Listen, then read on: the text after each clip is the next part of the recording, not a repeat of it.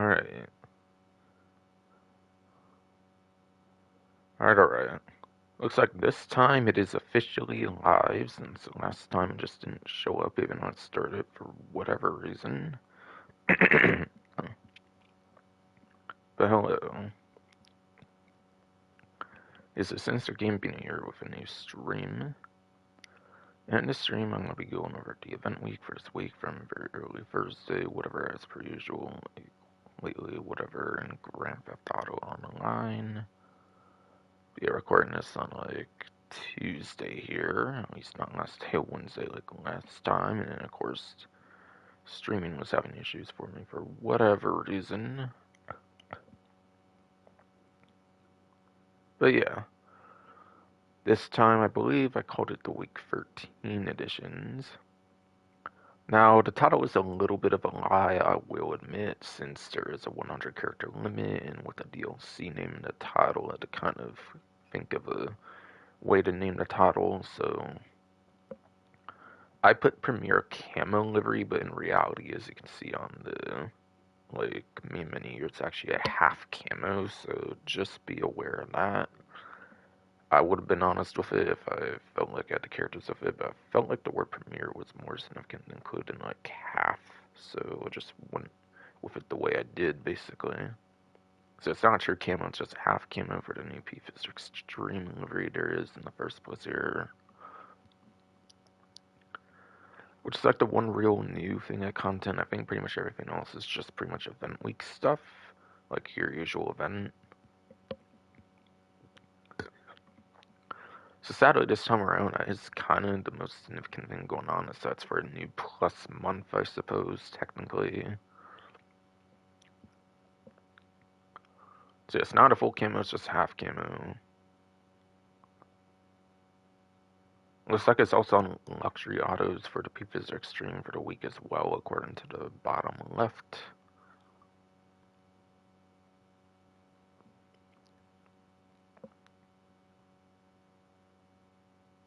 It's just a livery, I don't think I have anything more to say really there, honestly. And then you can actually earn 2 vehicles this time around for salvage yard robberies, one tied to the podium robbery and then the other tied to the King Bingo robbery, for the chance to claim the robbery target vehicle. To say chance was pretty much guaranteed as long as you complete the mission, basically. I'm 100% on that, obviously.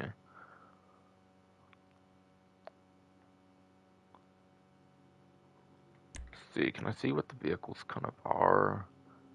I don't necessarily want to speculate off the looks, so I might go more into the newswire right now to go over what they kind of are, I suppose. I might go more in detail on the vehicles and later, by the way, for performances and stuff. I'd rather kind of get going in the early parts of this, I feel.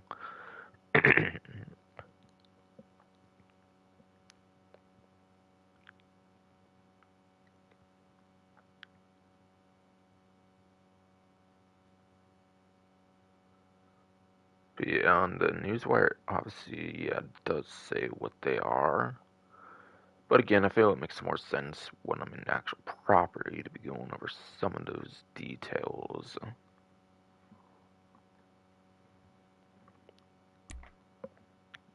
There is also apparently a 2 times rewards for the Community Race series. I could have sworn last week was also Community Race series because there's the new Blazer Aqua, like, Japanese themed map. So, like, what are they even doing with the Community series anymore? It's like 2 over 1 sometimes, it seems, lately anymore for a race series over the combat series, which is, honestly, even if there's only one new map, it's a little bit annoying, not gonna lie, because, like, I would like to not have to do something for it every single week, where like 2 weeks in a row or something, so I can get done with the events maybe a little bit earlier or something, but whatever. Image shows like Devastate 8, so like I don't know if like the race is going to be locked to the Devastate 8. Good for current platforms though, because that might mean be able to use like HSW Devastate at least. So that would be kind of cool if it's like a themed map for the HSW Devastate. Especially since newer maps might also be exclusive to newer platforms. They don't specify it every time, but sometimes they are, at least, or it used to be at least. I don't know if they even really do that anymore, to be honest, but whatever. But yeah, I think race types in general used to pay like 8K, like standard, I think, and like 16K double, I believe, for 8-10 minute solo, so.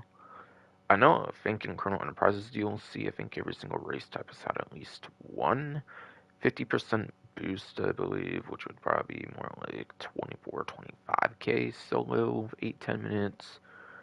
Anywhere from like 6 to 7 races, basically.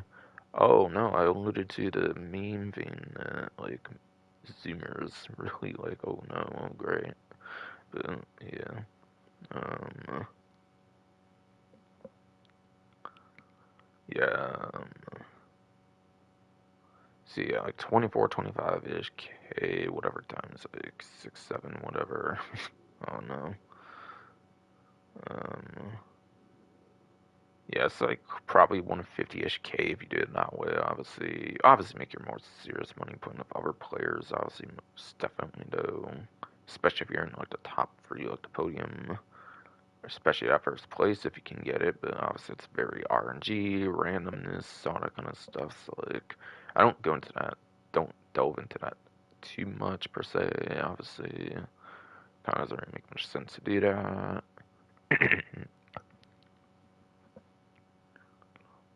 So I think that will cover the main menu this time around.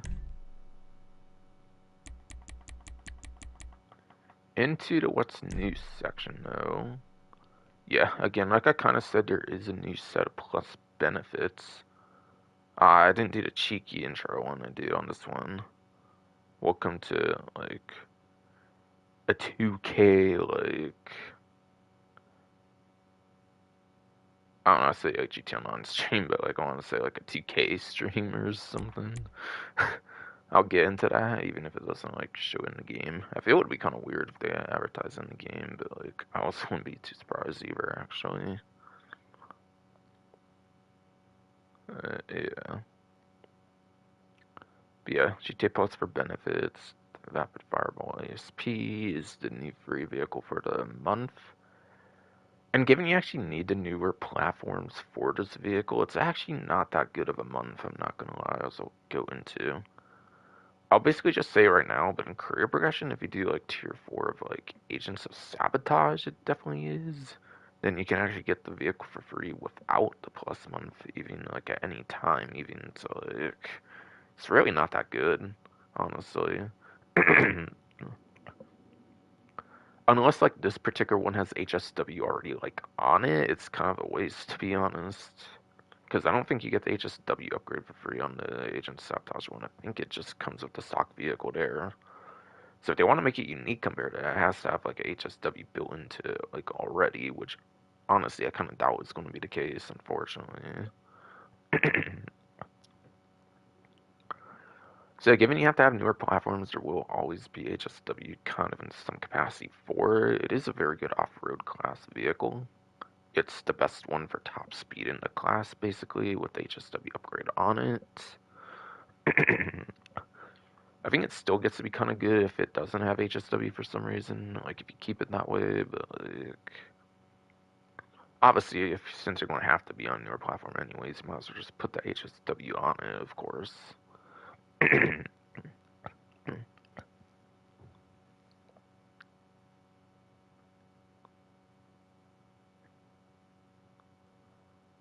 So weird choice for a plus vehicle, given you can always just get this one for the tier 4 of Agents Sabotage. Again, unless they automatically put the like HSW upgrade on it, that would be like the only thing that makes it like all that different, I would say, to save that extra good bit of money on it that you wouldn't otherwise. Weird choice though, kind of regardless though, honestly, given the circumstances. Want me to buy shark cards? Yeah, I definitely do need to make some more money for a couple more things that will be releasing at some point, but yeah. And that's not even including like the other two mansions as well, but yeah. Whatever. Whatever. Wait, nothing? Nothing. Are you for real? They put like nothing on this? Bruh. Fucking. That's so low fucking ever, bro. What the fuck, man?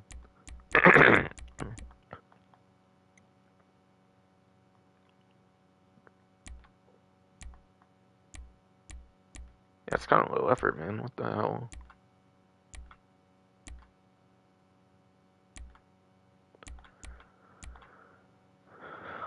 That's kind of sad, honestly. Like, why even have that many if y'all gonna put like almost nothing on it? Like, seriously though. That wasn't from like day one of the update, and everybody basically knows at this point.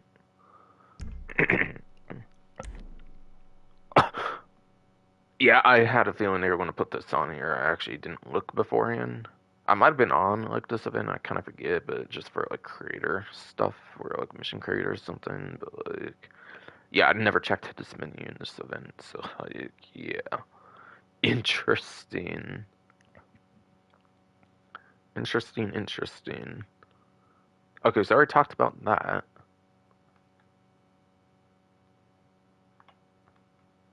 Also, let me check my stream, make sure it's going fine.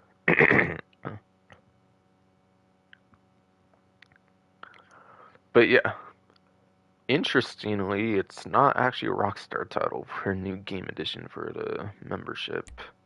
It is NBA 2K26, of all things. Now I'll get into why this kind of makes sense. By the way, it actually isn't the most weird collaboration. I'll explain, but yeah. The GTA Plus games library. GTA Plus members get access to NBA 2K26 and a free NBA 2K26 GTA Plus content pack until April 20th. Wow, 420. That's interesting. The time, the timing of it's definitely interesting too. I will say with the April 20th, 420.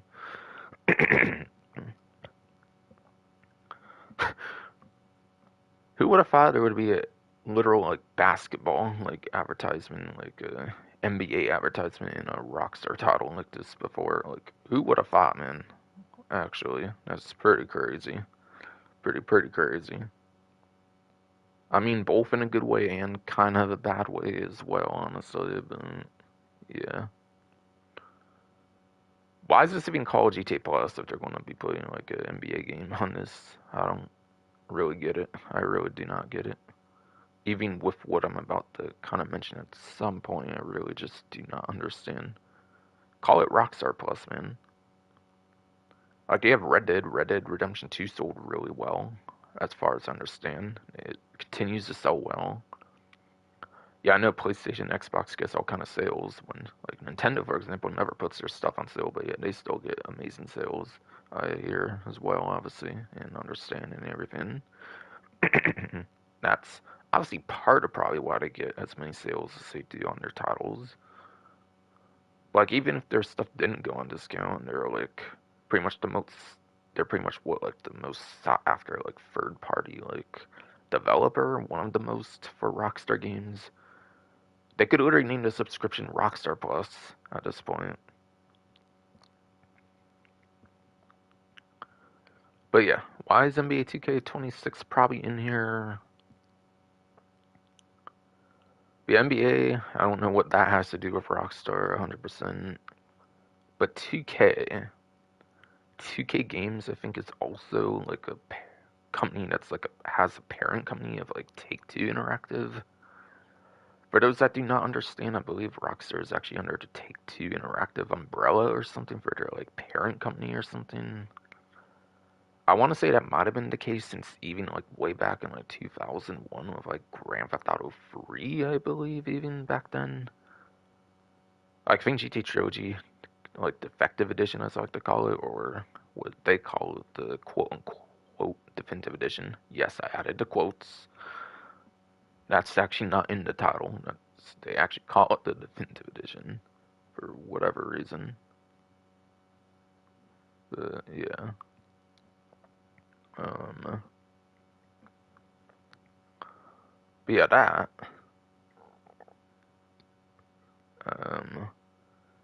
I think on the planes for like the airport in game, obviously though, they have like I think like T2 like on the wings of like the airplane or like some part of the plane.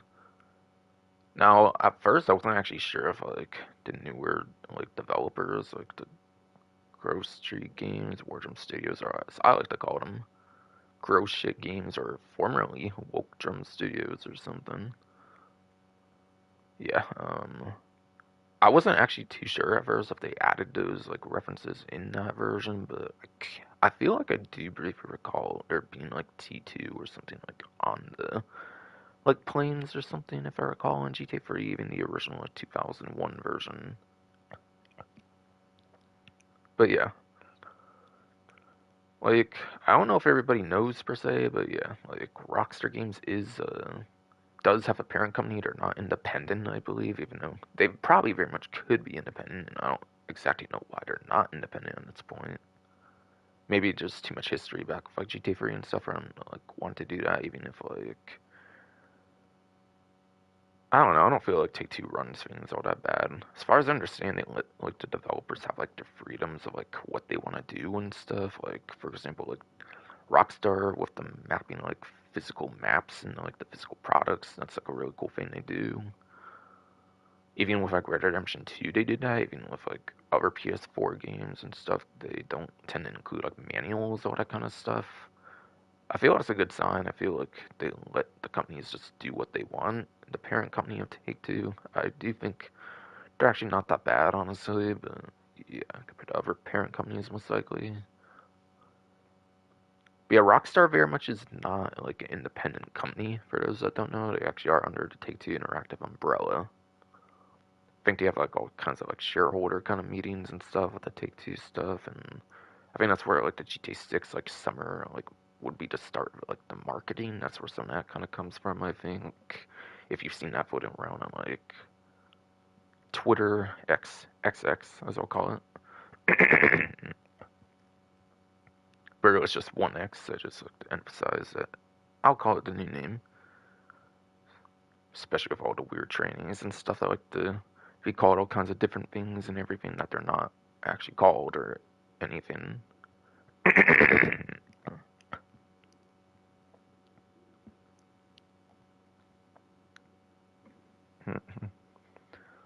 But yeah, um,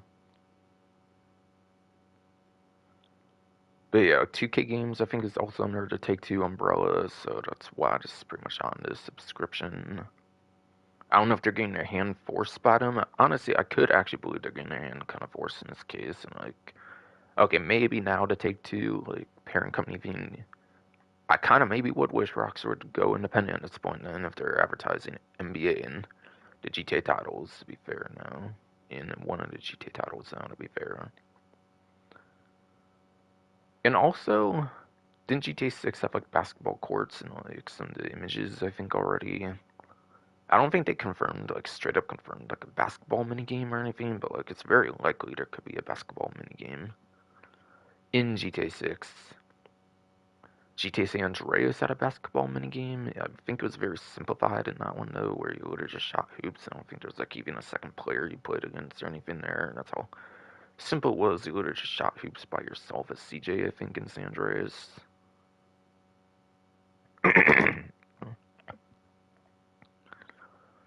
So this could also be some GTA 6 teas in a slight sense, confirming like a basketball minigame in a sense, and maybe it's going to be like a full-fledged basketball minigame with like the partnership they can do here with like 2K games, Take-Two Interactive, like NBA 2K26.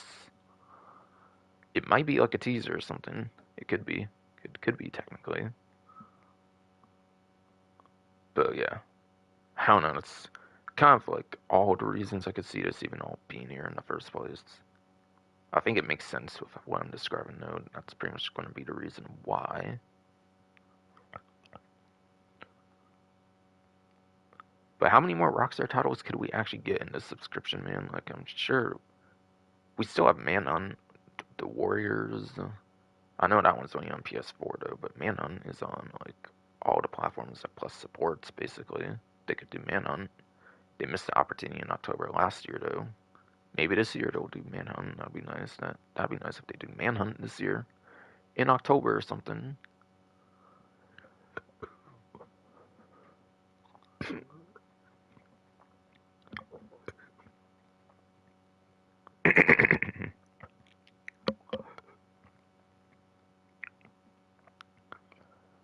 They kind of have Max Payne. They kind of have Max Payne in partnership with like Remedy Entertainment. If they're partnering with like 2K, they could partner with Remedy, I'm sure, and put Max Payne on the subscription.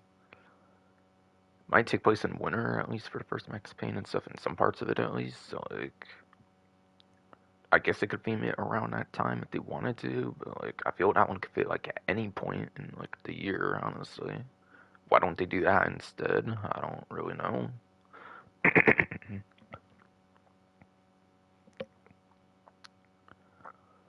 I'm sorry, but this just seems like a really desperate like release here.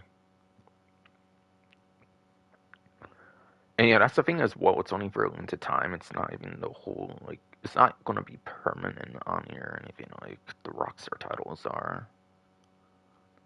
So yeah, this one's only on here for like 1 or 2 months of Plus, by the way, or not even like 2 full months of Plus, even if it goes until like May for the next month, obviously, which it most definitely will, I would presume. So I really don't understand, unless like this month goes until April 20th, it maybe would then only go for 1 month then, and it's like a longer Plus month or something. I don't know.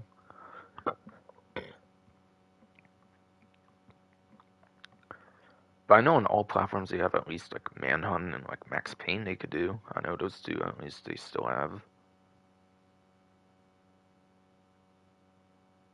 Any other ones though? I'm trying to even think. I know there's Max Payne 2, but that's only on like the newer Xbox consoles, I'm pretty sure, and it wouldn't really work for PlayStation unless it got put on like the newer emulator, which they haven't touched at all, by the way.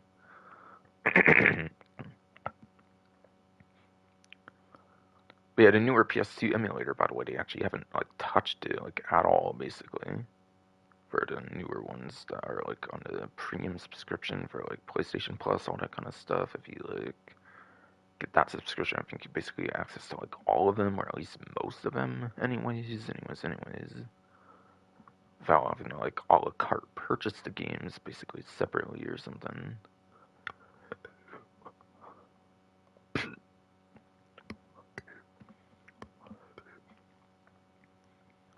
But yeah, modern Rockstar nowadays has the subscription and put stuff in, so I doubt they'll even touch that newer emulator, whether it be PS1, PS2, PSP, or any of that shit, unfortunately. It just fucking won't touch it, unfortunately, I find.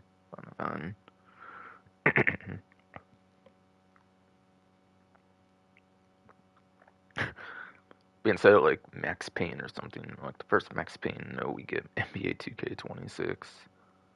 I get it's not necessarily confirmed release for the new Max Paynes. It might want to tie it more towards that, I guess.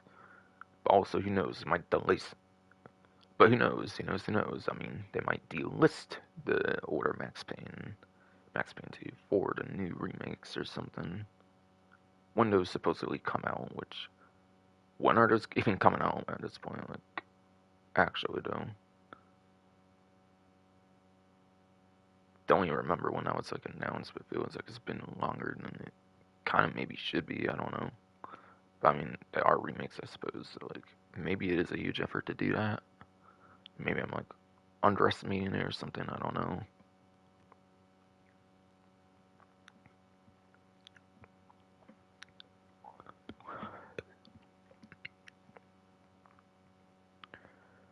Really, I'm trying to think of any more titles. Oh yeah, why not Red Dead Revolver? You have Red Dead Redemption, you have Red Dead Revolver on all the platforms as well, and it's alright. You know the original Red Dead title, at least since Rockstar bought the Red Dead IP or something, at least.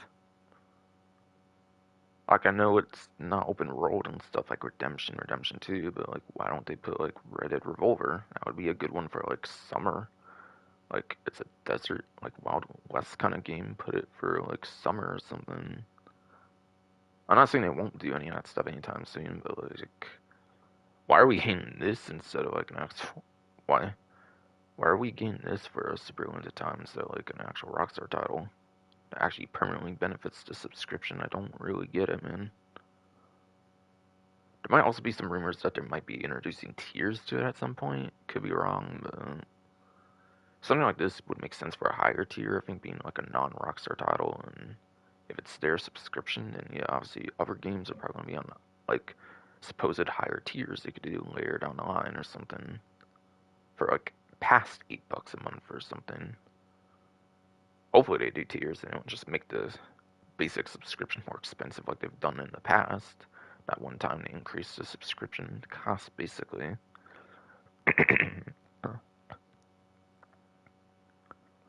Yeah, this is going to be a very slippery slope, I feel, quite frankly, now that they've officially done this. I mean, maybe there's some positives to look at, like I kind of said earlier, but I feel it's like mostly a negative that you're advertising like NBA and all kinds of stuff on GTA now. Very slippery slope, I feel, on that. Okay, honestly, I don't really know if I have anything more to say on that, honestly. Sorry if it took me long. I was having to kind of think of my words to say and everything. Like possible Rockstar titles that I advise adding to the subscription. That would make a lot more sense in this. Again, I literally thought of 3 of them. It was that easy to do. That are on all the platforms.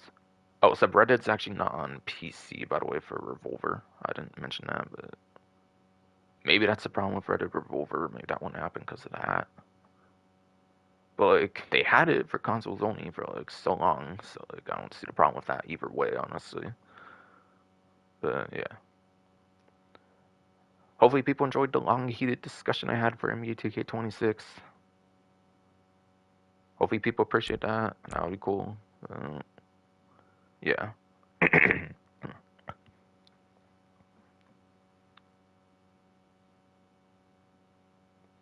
Oh man, what are they doing with the subscription anymore though, I swear. Kind of rant on that, that's kind of a little infuriating. I feel.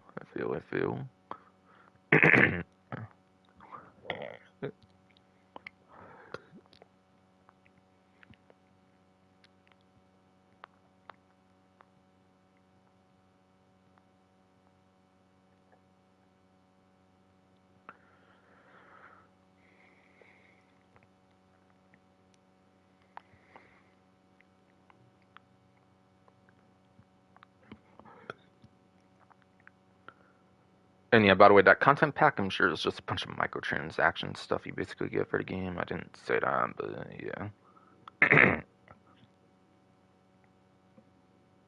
Might mention more on that actually while I'm on the news wire, by the way, as well. For a length of time, and for yes, for a length of time, NBA 2K26 added to the GTA Plus games library. And another exciting new addition to GTA Plus. We've partnered with 2K Games to bring the world-class basketball action of NBA 2K26 to the GTA Plus games library and console. Yeah, that first paragraph I literally explained how it makes perfect sense to do that under the Take-Two interactive umbrella, all that kind of stuff.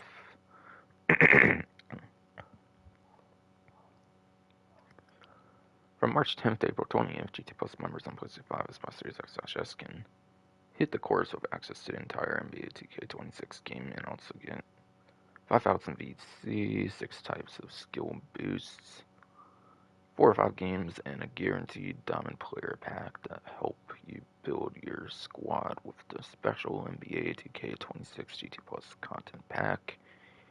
However, it does require NBA 2K account, so you will need an account for the other game to do that, by the way, if you want to get all that, it looks like. So wow, you need kind of some like account for the subscription, now you need account for this 2K thing as well. Yeah, very slippery slope, I swear, man. Sort of swear, man. That's my reaction to the second paragraph, kind of a quick one there, at least.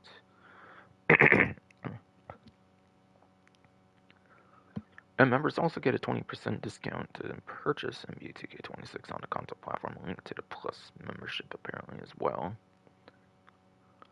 So like if you already bought the subscription, I guess you can actually own the game for cheaper, which is kind of nice if you were going to get the subscription without this going on anyways. I guess if you want to like actually own the game, if you like get from China from Plus or something, that's kind of nice.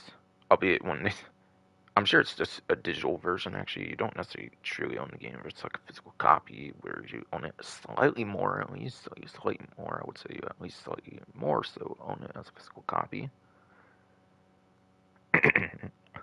Yes, I know physical like ownership has kind of changed over the years and stuff from what I've heard, but I would still say it's probably the best way to own it. NBA 2K26 if you buy it physically, then yeah, I guess subscription kind of does nothing for you aside for the extra bells and whistles for the like NBA 2K account required stuff. Or of course just trying the game out if you were already getting the subscription anyways or something.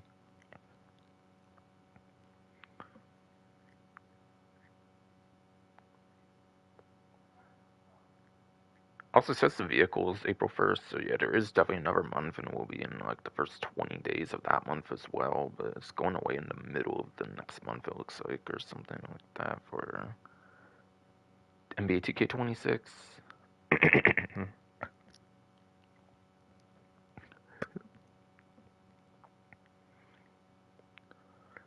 Alright, so clothing stuff seems to be tied to the NBA 2K26 collaboration. That's going to be Broker Prolapse basketball top and shorts.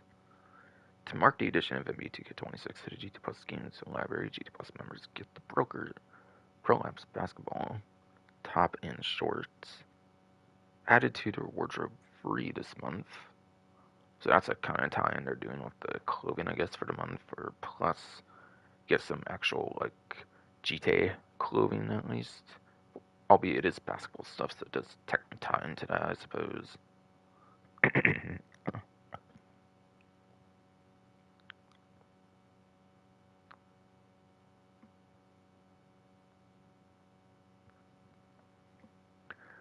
If you don't want like clothing tied to that like partnership, then there is Blend In to stand out in the orange camo Yeti tee. Prove you're too savvy to shop retail or resale with the orange camo Yeti tee. Also added to GTA Plus members' wardrobes for free this month. Alright, so yes, that is a clothing line that's not tied to all that nonsense bullshit, kind of basically.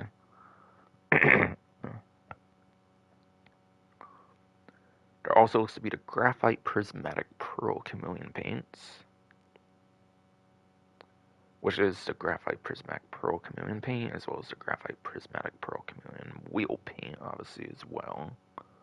Since it paints in plural, obviously, like they kind of usually have been doing lately, I feel. Since it's like both for both versions, or it's one for both versions, or whatever, basically. Say, basically.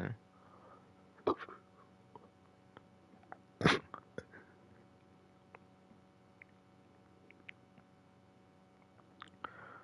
yeah, it's a very interesting, slippery, slopish kind of month for Plus, I would say, this time around. Interestingly, and it's already usually a slippery slope, but it's even more one's month, I guess. And the subsequent one, I guess, for the first half, or like over half of it, basically. Of, yes, the next one.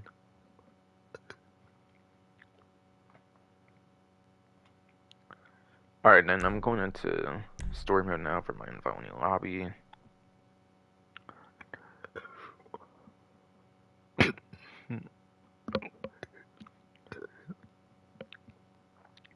Body for stomach hernia, can we be better here, man? Like, come on.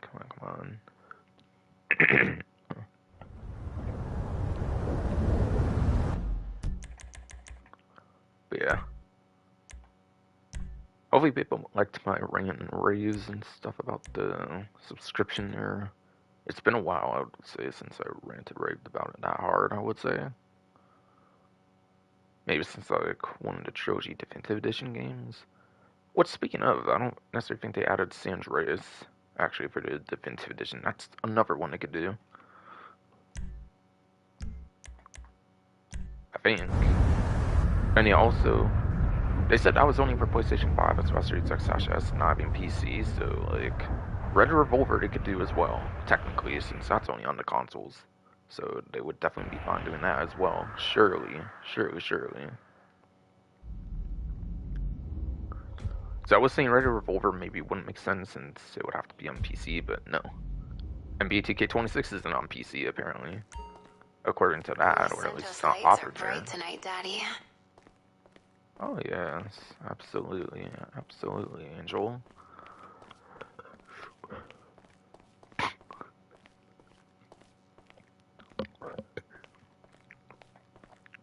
Thank you, Angel. I really needed to hear.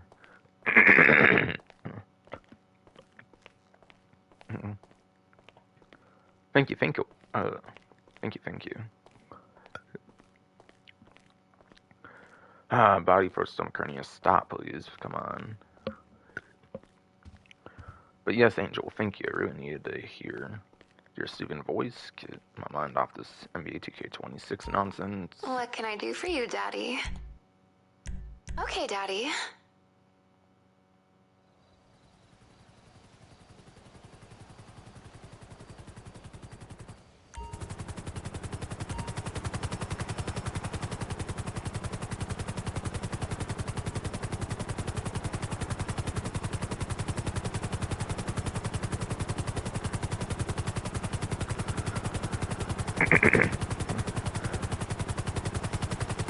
But if they're already doing that before GTA 6 drops for 2K26, still, I swear, what does that mean for GTA 6 with the subscription? Oh man. Like, depending on how intertwined that might be into GTA 6, I might not even bother anymore, honestly. I don't know. I feel Rockstar was always late to the party for some super ridiculously trendy stuff, and like, now they're kind of just following suit. Like, every other company is like, kind of becoming like every other company I feel. Like, even before 6 drops, I don't know what to feel about that, honestly. So, honestly. Where it used to be, like, kind of, like, different. Like, they also now take forever to develop their games and stuff. Like, every other company can kind of be, where it's all just Scroll 6 for, like, Bethesda, for example. Like, how's that taking as long as it has? It's even taking longer than 6.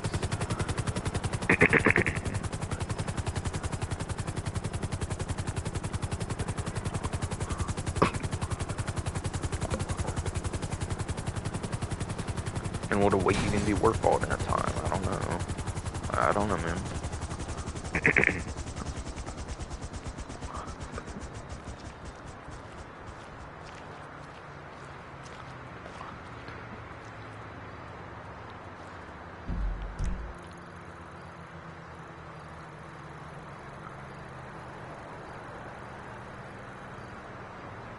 Every time shot looks to be underneath here, okay.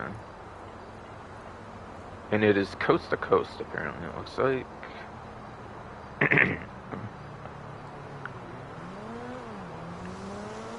It goes to some other coast, I guess. It doesn't necessarily say to me, like, which one no, which one no.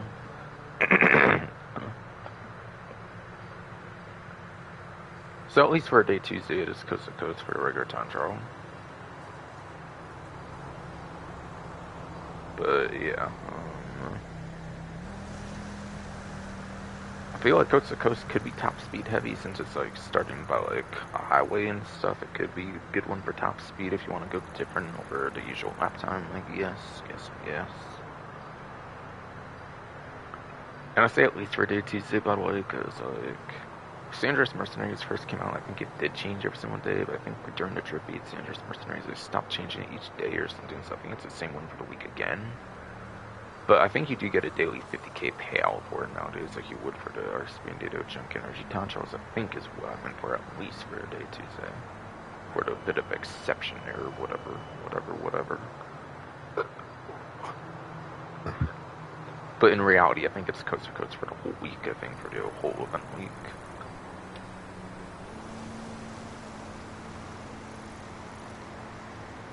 I'll also have to go over plus vehicles. I want to do that actually before I even did this, but I'll do it before I go into casino if I remember to, by the way. Try to get all the plus nonsense, or most of it out the way, like earlier on. But you want to use your best motorcycles, like... Yeah, motorcycles, like supercars and sports cars, if it would be like the best options to use. Those are pretty much the best classes to race with in the game. I'll kind of get into a bit more later on. Kind of basically.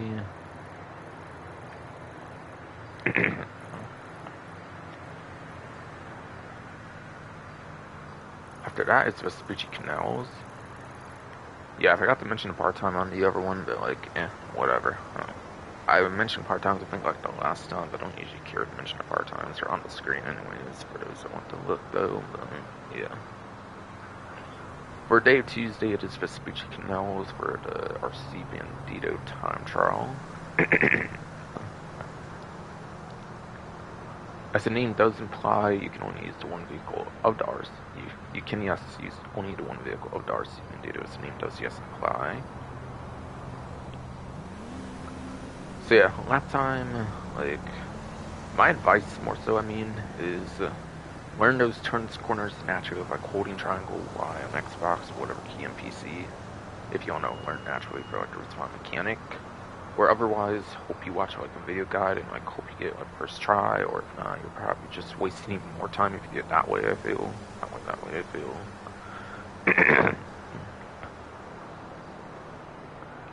Those, I would say, are the couple best ways to try and complete this time trial if you want to complete it. For the, like 50k for the day or whatever.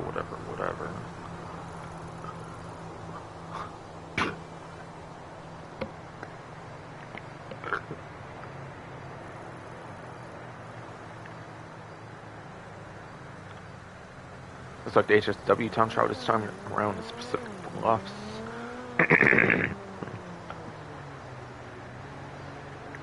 Yes, the weekly HSW time trial this time around, by the way, is HSW Pacific Bluffs.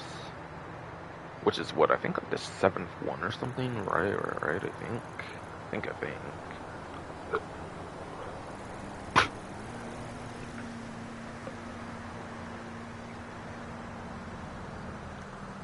But yes, I believe it is the penultimate HSW time trial, I believe, like the second last one. If not, then it's like the third last one, 1 to 2, I think.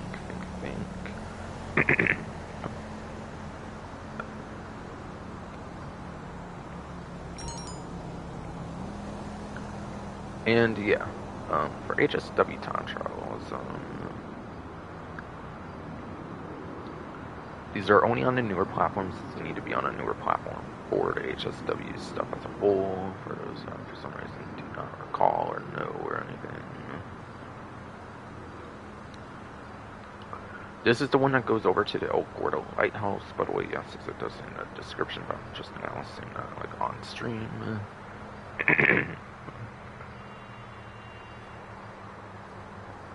Yeah, the HSW, like, yeah, the HSW subclass gets further broken down, by the way, into like 3 subclasses, I would say, by Class C, Class B, Class A. Some people might put like the best of the vehicles in Class C, but I'll do it in a certain way I think makes the most sense.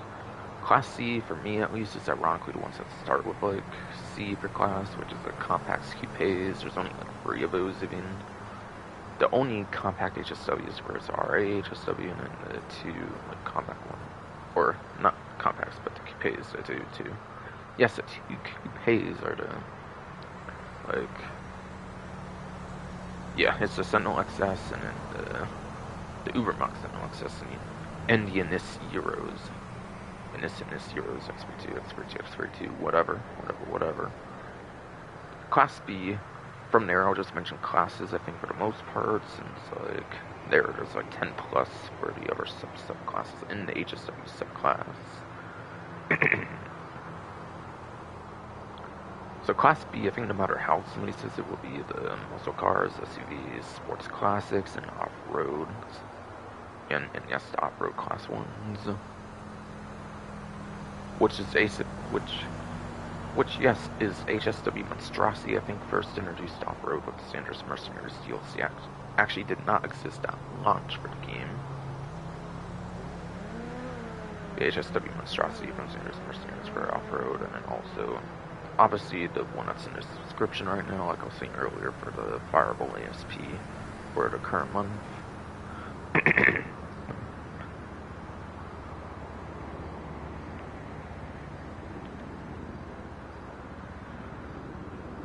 And then finally Class A. finally Class A.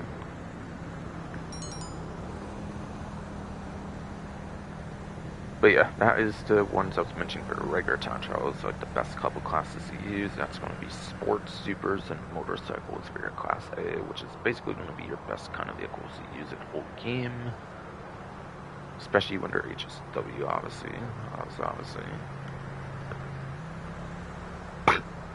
At least for land races, obviously. I'm not counting like aircraft stuff, obviously, because you don't have aircraft to have HSW, obviously.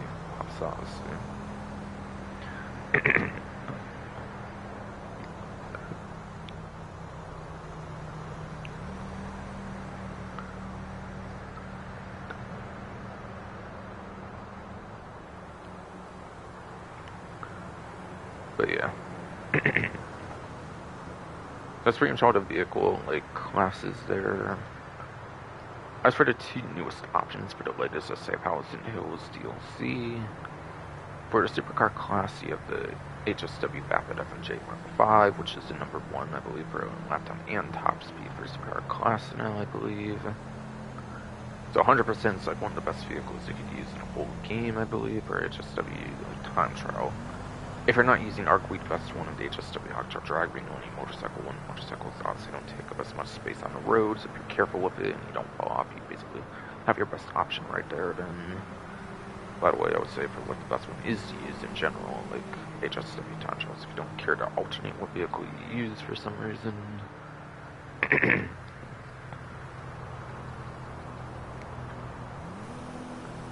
and then,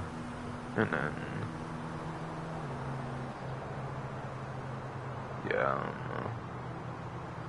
after that though, you have the HSW P Fister X Straw is the second of the ones added in the Safehouse and Hills DLC, which is in the Sports Classics class, and sadly is not a very good one, I would say. At second place lap time and third place top speed for the 3 HSW Sports Classics in the game, so Turismo Classic at launch was better for lap time, and in both the Turismo Classic and the Sterling GT actually have a better top speed than the newest P-Fister X Straw, which is for sure the newest HSW vehicle that was added in the drip feed for the Safehouse and Hills DLC, whereas the FMG Mark V is at launch of that DLC.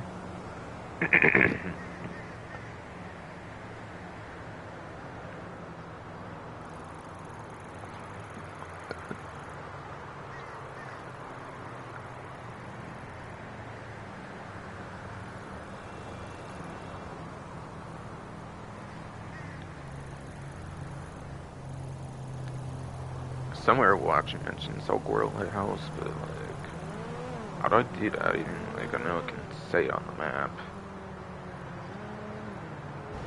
Right? It can say on the map, I'm pretty sure. Yeah, okay, there.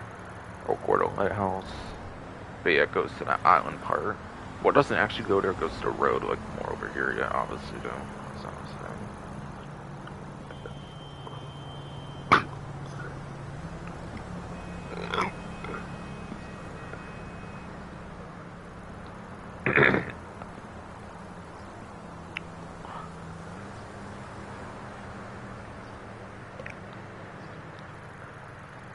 Found the Junk Energy time trial for the time trials when it comes to the day of Tuesday here is Redwood Lights Track.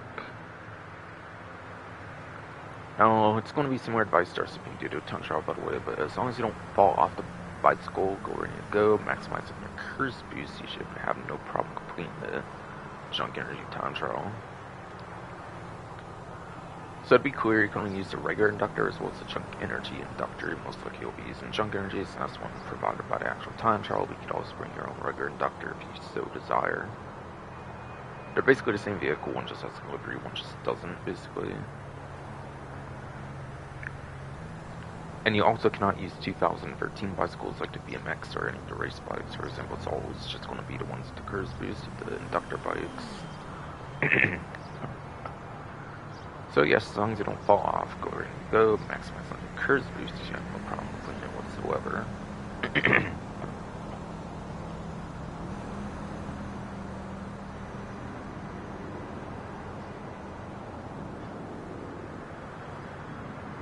And for some reason that does not help, then simply look up a video guide, obviously I would say. I'll stop. Obviously, yes, I would say like the RCP and data town chart. You do want to look up that video guide if for some reason my advice does not help for some reason. And then finally onto premium race for the event. It is for the classics class, which is actually for the sports classics. Is by the way the more proper name of it. It is for classics, but it's actually sports classics more so.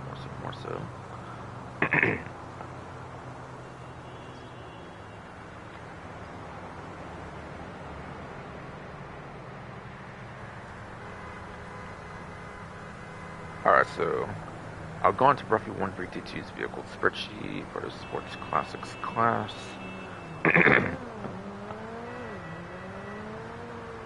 Basically.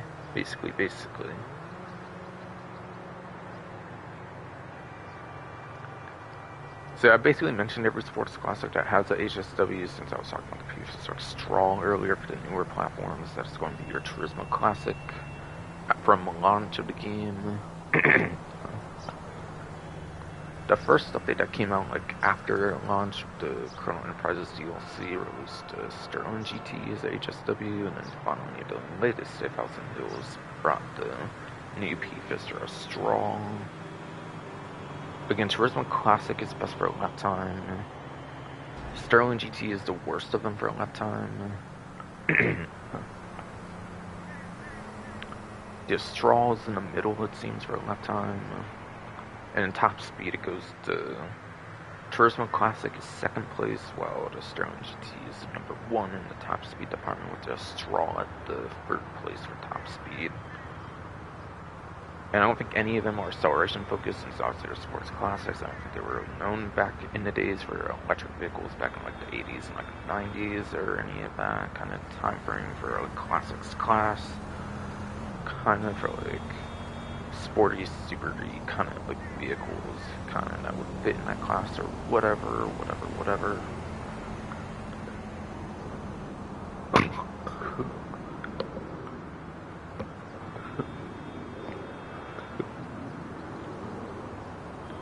Ah man, come on, you annoying body person, come on, let me do this please.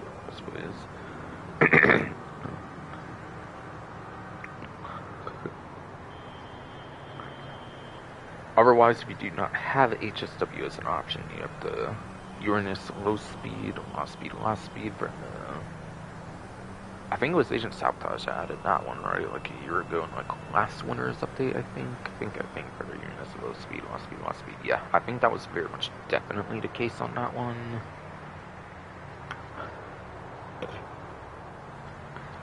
The Money Fronts DLC added the LSC and Cheetah Classic, I'm pretty sure, so that's a good one there as well if you're on the legacy platforms, I believe.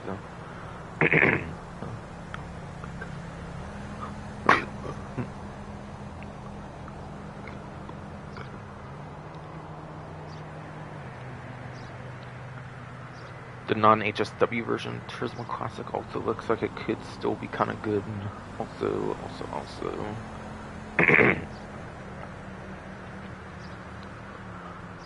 Though I don't think the spreadsheet has actually been updated for the latest updates, so some of the latest updates for classics might also be better options and might also slot into tier A, but I kind of forget which ones are A tier, like sport classics. But this update has actually released a lot of really good sports classics, so some of those are going to be really, really good options as well. Even the regular version of the P-Fister Straw might very much be an A tier for the sports classics. I'm guessing for the non-HSW P-Fister Strong.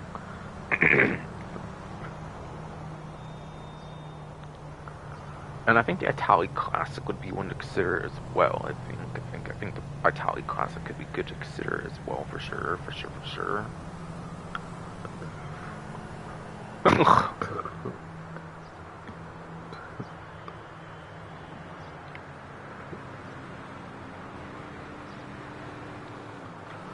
Yeah, for sure.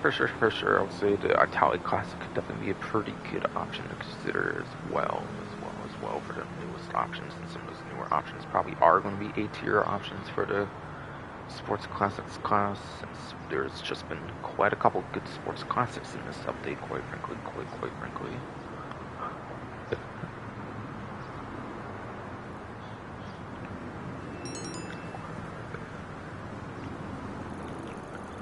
Alright, so that's any options you should also be using for legacy platforms, basically, as well, I would say. I would say.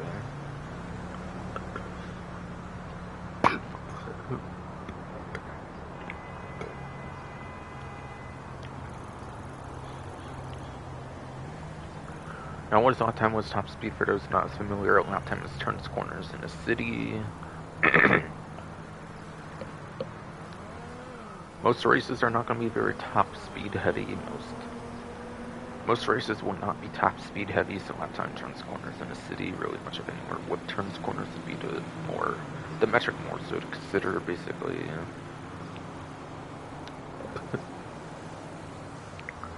Top speed, on the other hand, is a lot more niche, which would be your highways, airport runways, and then your airstrips, such as the one from last winter's update at the top of like Hill 1 or whatever. I don't assume a Rockstar Created Race would be on there since it's like newer 2024 content for that, obviously, but just in case. As well as the Grand Senora Desert and Grape Seed airstrips. But yeah, like in real life, it's going to be anywhere where you actually have like high top speeds, like in real life, for, like the city map. And contrary to the image, I think the contrary to the image, I think the frame rates are pretty much always on a city course, I believe, as well, from what I hear. And not really on like actual stump tracks or anything.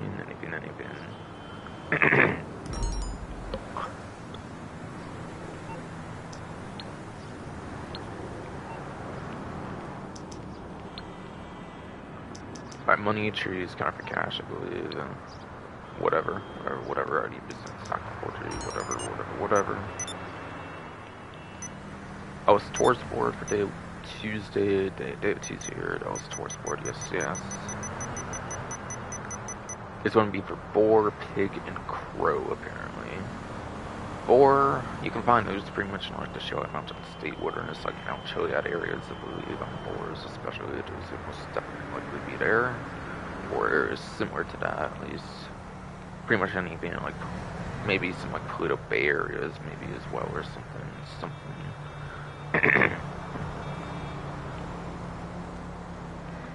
Pig. I think that would be like a farm of like grape seeds and those like civilian like farmland kind of areas, basically in the game. And then crow, I'm actually not really too sure where you would find those, to be completely honest. So look into that one more if you want that. Plus, it's a bird, it'll probably be the more annoying one. And yeah, by the way, it's also on newer platforms only. The ones that also have the access to the subscription for the LS Stores board.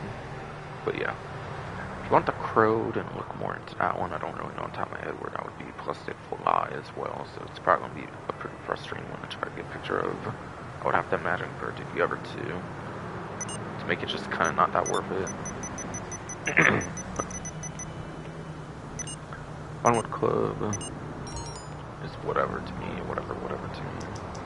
Plus promotion, obviously, yeah, I mean, more so.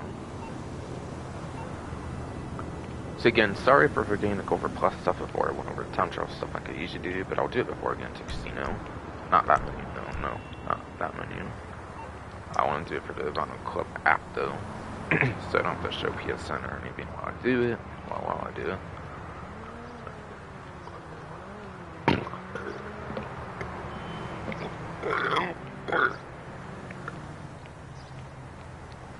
Come on, annoying body for some curious. Stop.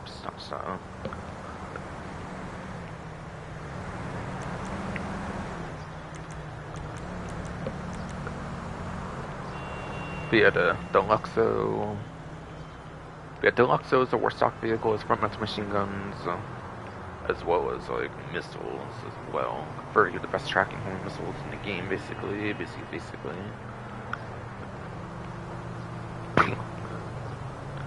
So it'll be hard pressed to miss any targets when you do like the homing missiles on them, basically. Like, especially aircrafts can dodge them, Mark II oppressors probably could as well, to be honest, pretty easily, since people claim that's still a huge problem in the game, I suppose. But, despite the overly huge hunters it's gotten.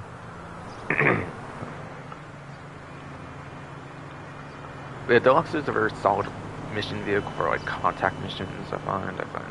Yeah, I find Deluxos especially good for contact missions. I find it to be very good for those. And obviously, the spawn convenience, you can just spawn next to your feet. There's like a personal aircraft where you have to go to like set spawns for those, for example. Hence why it tends to be very good for contact missions. So it's a pretty fine point and point B transport vehicle. There's something better point and point B transport options, but it's a fine car, so it's very, very good for that. After that, you have the Oppressor Mark 1, which is one of those vehicles I would say is actually better point A, point B transport than the Deluxo. Now, I think you only have one weapon at a time, so I think it's either going to be machine guns or homing missiles, and they're the standard tracking homing missiles, I believe, on the Mark 1 Oppressor. I don't think it's ever had higher than standard tracking, I believe, on the Oppressor Mark 1 missiles. Unlike its successor, basically. Yeah. Yes, yeah.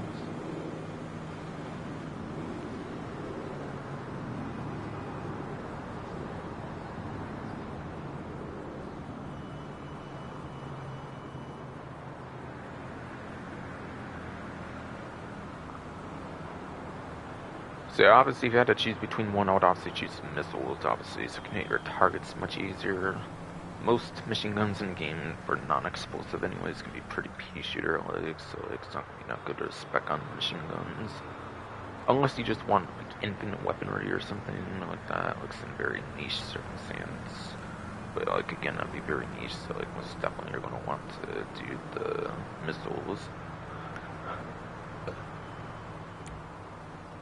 The 10F is a Benny's vehicle, I believe, so it's really good customization, but I think nowadays it's not really like top 10 in the class anymore, I want to say, on the regular 10F especially. And I think even the 10F widebody is kind of a little bit dated for its sports car performance at this point as well. But obviously if you're getting a 10F, you almost like want to just take it over to the 10F widebody in like Benny's or something for a custom example or whatever.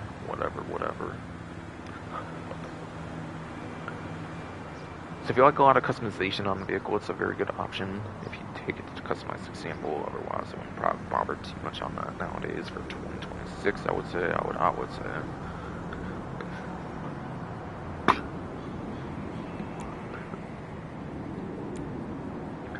After that is the LXCM. After that, yes, is the LXCM Chester RR. Which is the last Los Santos car meet. Chester RR. I think it used to be called like something different even in like Agent Sabotage, but Money Fronts, I think they made the naming more standardized with the one that released that I said was in the Sports Classics, were like a pretty good option basically earlier for premium race, of course.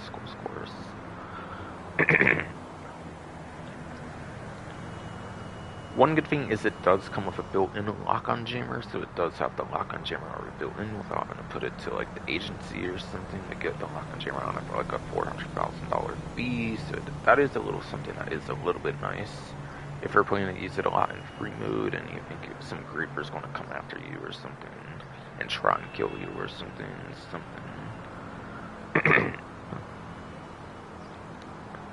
It can be a pretty good anti-grief vehicle when it comes to missile use with built-in lock-on jammer, albeit it has no explosive resistance.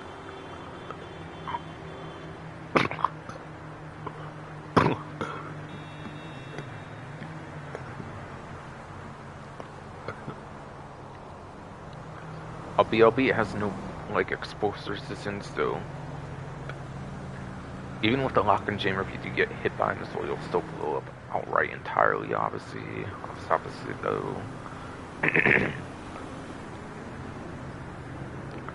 So it's very much not the greatest option for this lock-on jammer vehicle. Very much will not be, but it can be a nice option if you don't want to pay $400,000 for a lock-on jammer, basically.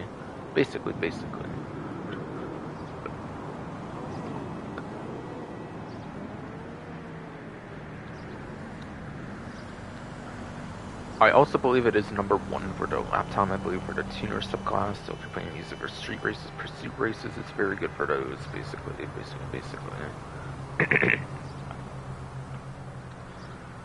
I would say it's a top...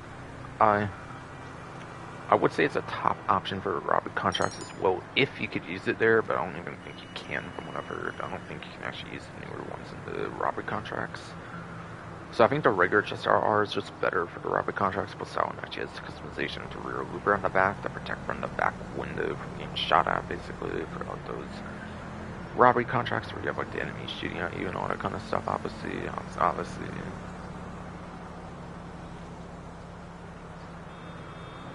But still, if you're planning on doing a lot of street races, pursuit races, trying to win a lot of those, it's a very solid option to buy for that, for the performance metrics of it as well. Trojan Immerse, I think, is like the top non-HSW supercar in the game, I believe, still. I think it's above the Turismo Magnus. Yeah, I think it's the best non-HSW like supercar in the whole game, I believe.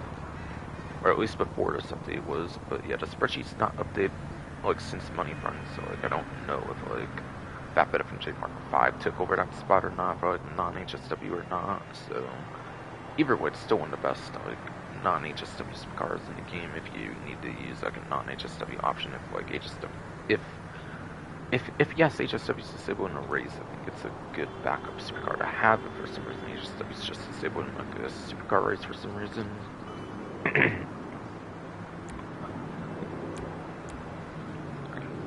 Carrera 4x4 is like an off-road truck kind of vehicle. Funny, the non-weaponized like a 4x4 version got made, of course, without mixing resort. After the weaponized one was around for like a year and a half earlier with like this 7 Sanders Super Sports Series update, whatever.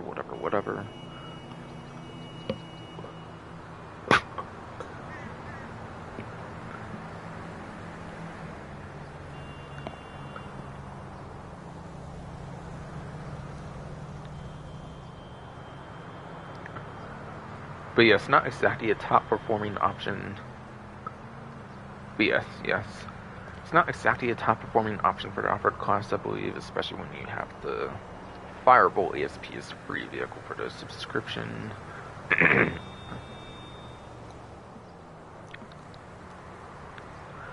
especially yes, if you have the like free vehicle with HSP Firebolt ESP, or even just regular Firebolt ESP, then it kind of makes it pointless to get the character 4x4, I would say, this time around, really though.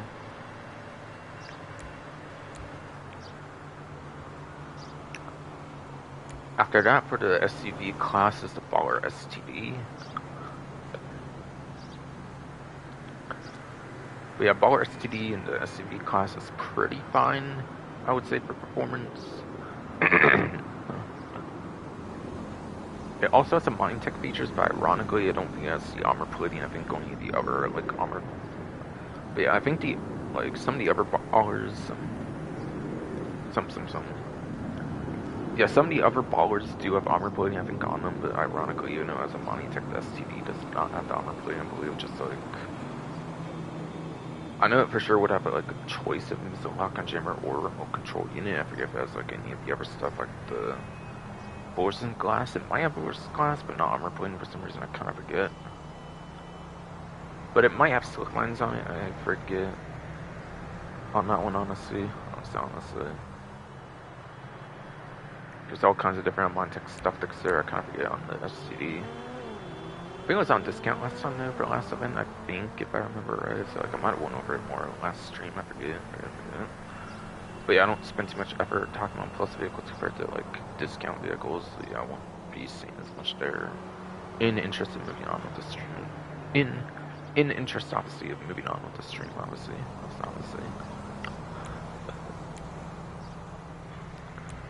After that is the regular Ignis.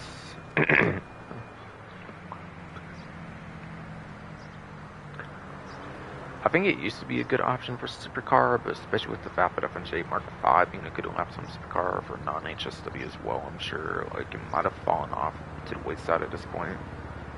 Plus, if you are on the newer platforms, there is the weaponized Ignis as the HSW upgrade. It's just much better to get over the standard one for the contract DLC without the gun on it, of course. After that is the Hawkchow Drag, which I was kind of mentioning earlier in the HSW time trial section. It is basically the best option to use for HSW time trials. Again, it's a motorcycle. If you don't crash with the motorcycle, then it's basically effectively the best HSW vehicle in the whole game. And after that, it's obviously just your HSW Fireball ASP, which I spoke on already with the main menu, being the free vehicle for the month.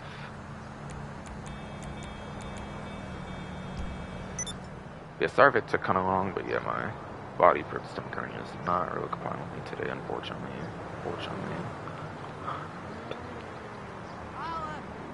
Don't worry, man. They're not gonna let the Euro fail. Let's get in on the ground floor. There's a lot of I'm gonna definitely check my stream, just in case. Telecom, it's a gold mine. Alright, good, still going good, okay, awesome. You just got a new contract. This is small potatoes. And y'all mentioned any ever stuff I think for the subscription by the time I get to like that was Cardi, by the way. So once I get to Alice Cardi, I'll do it basically for money opportunities like discount stuff or any of that for post subscription. That's where I pretty much go for the rest of it, by the way. So I want to say this might be the Pegassi Reaper, I think that's the class for the podium vehicle for the event. So I think it is Pegassi Reaper, I want to say, for the event. For the podium vehicle. I'll check on GTA Series videos because I doubt it's in the newswire, sadly nowadays. 1,000 visitor bonus got me to 1,654,000 on my chips. Alright, so now on to the lucky wheel, my one spin for the week that I usually do. The inside track is open. I will say right now, I think the Reaper's pretty old school car, so I don't really think it's that good nowadays, so yeah, most likely I'll probably suggest skipping that one. Like, don't really shoot for it per se. Like, if you don't want to spin the wheel multiple times a week, you don't really have to for the vehicle. I don't think it's that crazy good or anything. That's what I'm basically trying to say. I got $20,000. Right, okay, that goes right in the bank already. That's right. Got me to 8,061,000. Yes. $8,061,452. And yeah, I haven't been able to collect my saves lately because of stream issues and stuff. It's like anymore. Just usually have to try and get my streams done. If it means skipping on the saves, unfortunately. So yeah, I would be much higher if I went for stuff like that, obviously. Or at least a bit higher, at least to like maybe 9 millions or something by now, but yeah.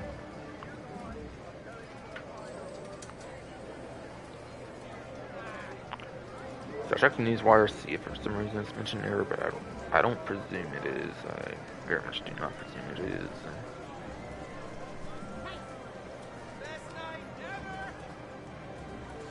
Alright, yeah, I don't mention them on the newswire. I'll have to go to GT Series videos. Can you post, I guess? Got my alternate sources, basically. But I'm pretty sure it is the Reaper, but I just want to be 100% certain. I'm pretty good with some vehicles and game knowing what they are, basically.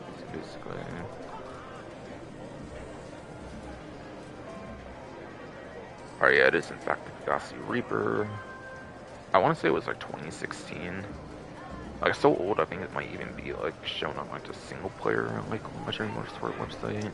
Even if it's not available for purchase here, ironically. Yeah. The cocaine, apparently LGBT, whatever.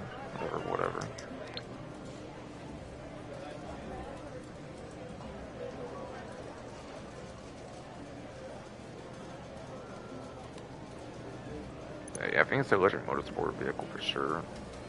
2-door, and I think it's in like, I think it's finance and felony. If not, then it's going to be one of the for executive updates, like executive for criminals from like late 2015 or like import-export, I think, for like late 2016. But I think it's like mid 2016 if like finance felony, I believe it was, if I remember right. Actually though.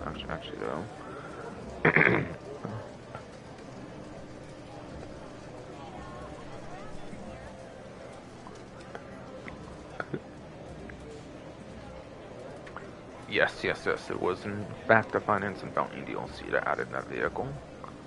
I was correct about that. Has no access to missile lock-on jammers, so apparently it was never really removed from the vehicle website. I think it was like always on the vehicle website, I believe.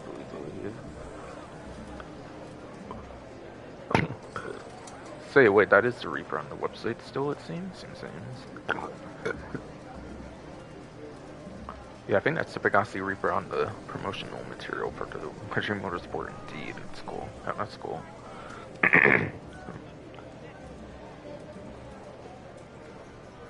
So is it worth that, like, flagship status on the Legendary Motorsport website? Have to see here, of course. Of course.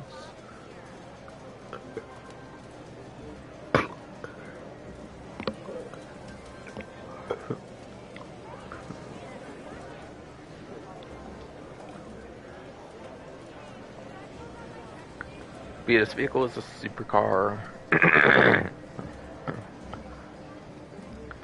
Now again, the spreadsheet is not updated, so the latest update still has the money burn sifting for the spreadsheet of previous updates, so keep in mind it might change by like a couple placements in certain areas, but I think it's still not that good even with the last update, even as well, even. Again, 2016 is pretty dated at this point, that's like a decade old at this point, almost.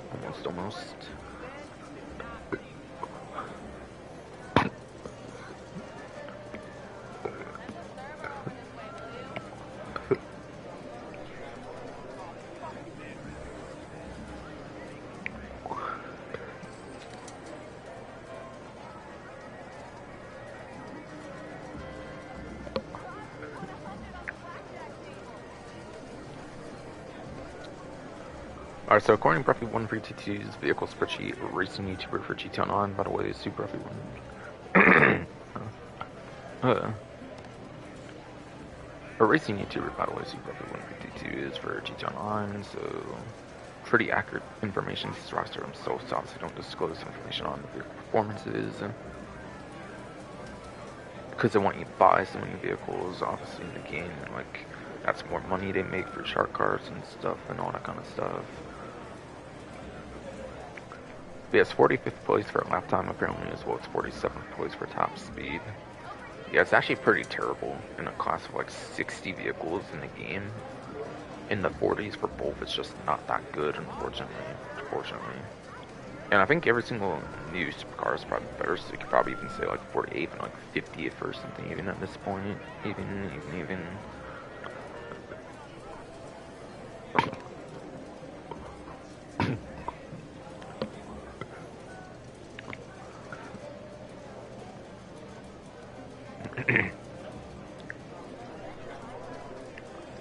It's really not that good of a vehicle, unfortunately, though.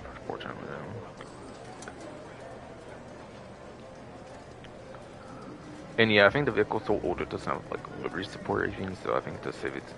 So, so the vehicle's so old, I don't know if it has livery support even, because that was before they like standardized it on like every single vehicle nowadays.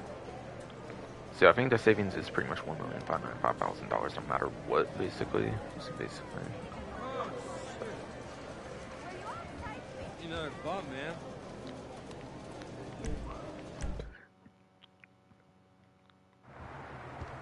What are you doing, fucker? So really, there's not that much special about the vehicle. It's pretty much a skip, I would say. If you're only going for like good performing vehicles, it's kind of a skip. I don't really know what the customization is like. I think customization is just better on like newer vehicles nowadays as well. Anyways, like how again newer vehicles have livery support like no matter what. So like vehicle customization is like, better on newer vehicles traditionally.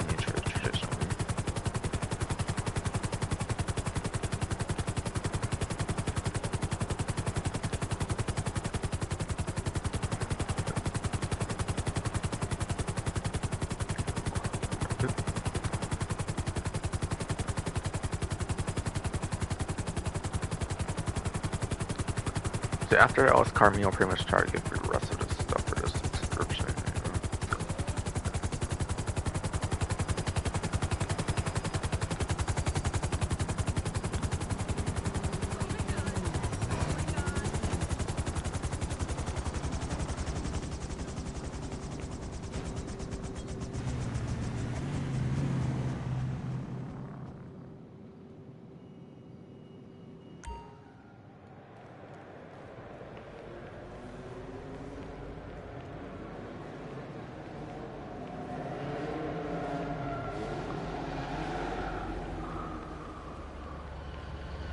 Vehicle's time looks to be the Bosch 770, Grotti GT500.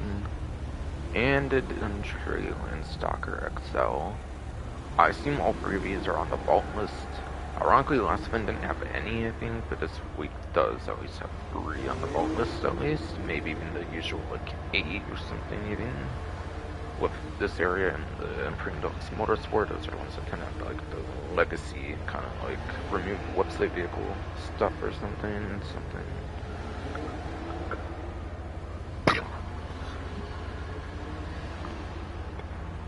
Our stream still has so good then.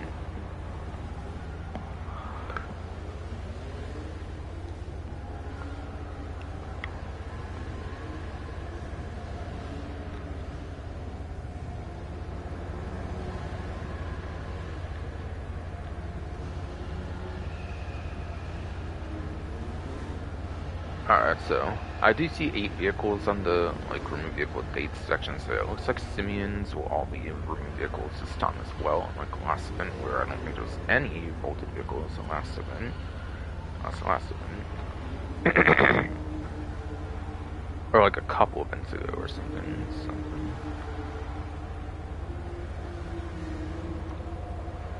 Yeah, I think it was something last event though, I think. Yeah, the 770, by the way, is a sports car. Sports class is like the most populated class of like 117 vehicles or something in the game. I bet for sure the 770 doesn't really perform that good nowadays in the game, no doubt.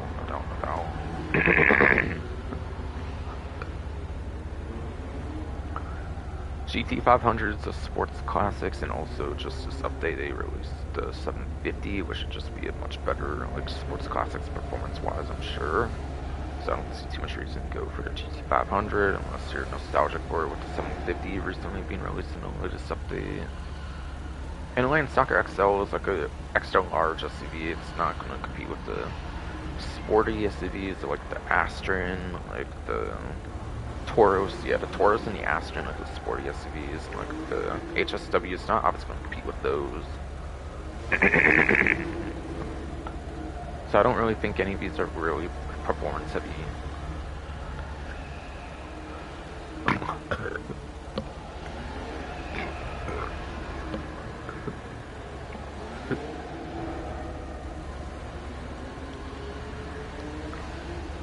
So I do not really think any of these are really performance heavy for the vehicles on the showroom here this time.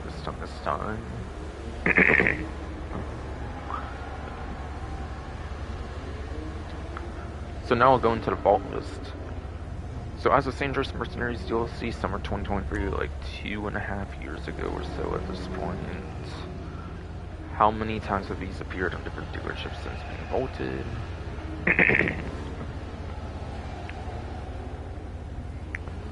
Turns out Dubachi 770 has the highest appearance rate of any of the 8 vehicles on dealerships this time around, as vaulted vehicles been 13 times available in the last 2.5 years, of course, in the Dangerous Mercenaries DLC.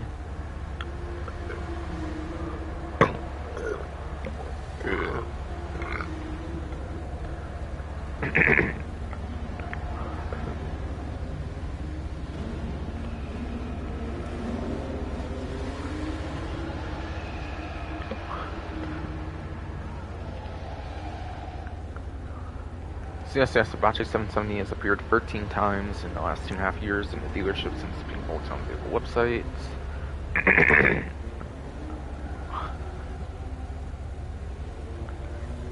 In the GT500's case, that is 12 times, so 1 time less for GT500 on the dealership appearances.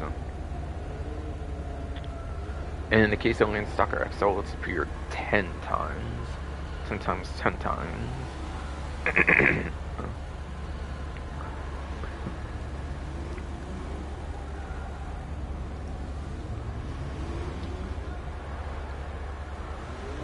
Also, Landstalkers are a little bit nostalgic from the free universe of GTA 3, I believe, starting to appear with the Landstalker. The Landstalker but the Landstalker XL itself has not appeared in a past GTA title. I think just basic Landstalker and like GTA 3 and stuff has appeared. So it's a little bit retro nostalgic, but not exactly entirely as well. I will say. I will say, be careful for like old school GTA vehicles or something. Has the Landstalker name, but the Landstalker Excel is not appeared in past GTA titles. In past GTA titles, it's so. Aye.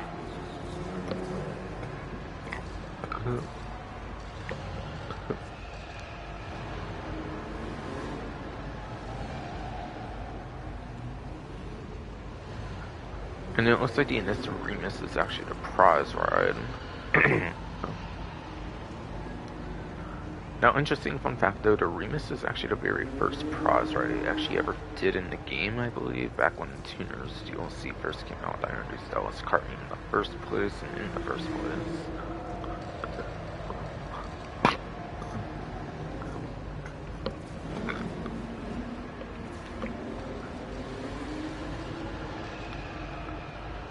So I can competently say that Remus has been a prize ride in the past, so you might already have obtained this as a prize ride before.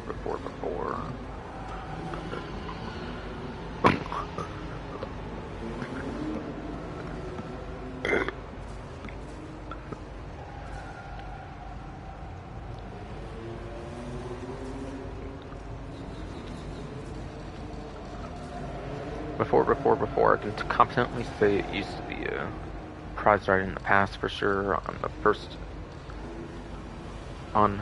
In the very first prize ride, I could definitely swear it used to be the very first prize ride that was ever been in the game for that first like week or so of the Tuners update. So I definitely know it's not the first time it's been a prize ride under Remus, no doubt. And then the prize ride challenge, you have to place top 5 for 3 days in a row. I think it's kind of a little bit strict, and I think Tuesday is the very last day you want to be shooting for this.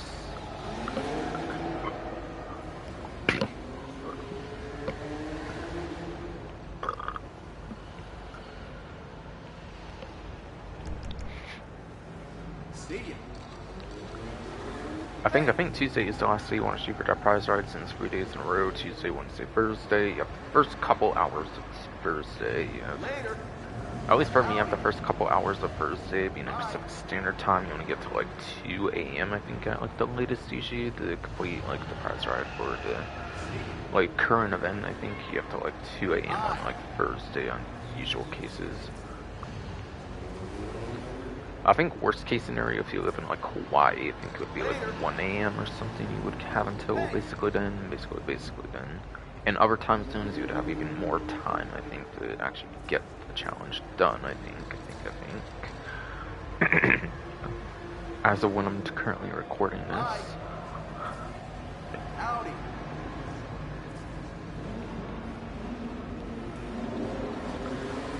So yeah, street races, pursuit races, I think are the two things that pretty much guarantee you would be able to get a prize or challenge done, by the way. Later. Street races are 2 players, pursuit races are 4 players, so you could do either of those two, as long as they're like within 5 players, and it's a guaranteed entry for the challenge. Hey.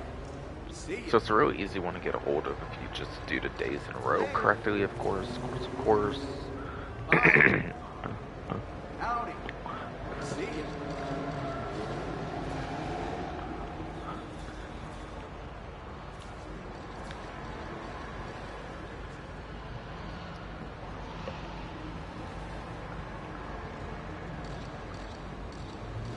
So the challenge itself was real easy for the top 5 part of it, at least. Just doing the 3 days in a row, that's the hard part to do, of course. You have to be consistent with trying to get the vehicle in the game, obviously.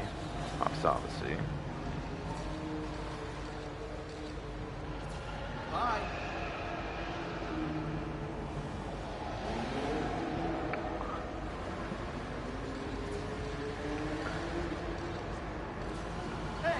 Yeah, street races, of course, being 2 players is a better option. I don't know if you can do... I actually do not know if you can do the free mode sprint races. This might be a possibility if you do like at least one other player. I'm not sure if you can do a free mode method like the free mode sprint races or anything though. Howdy.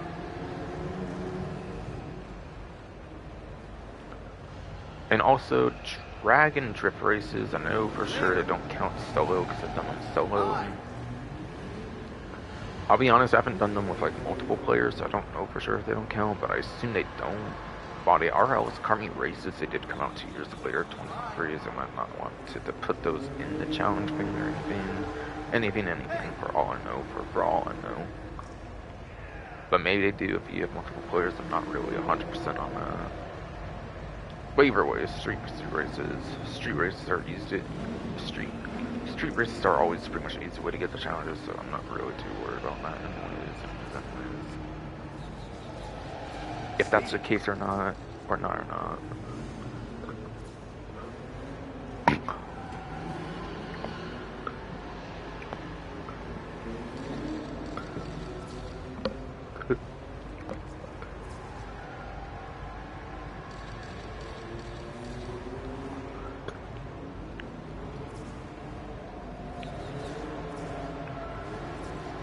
Alright, and then the vehicle itself.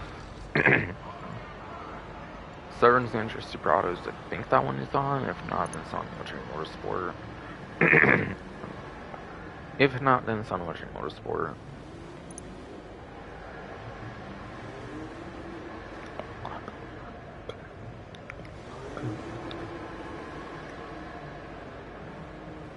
Alright, I went too low there. I'm in. Or no, I wasn't two-door, just.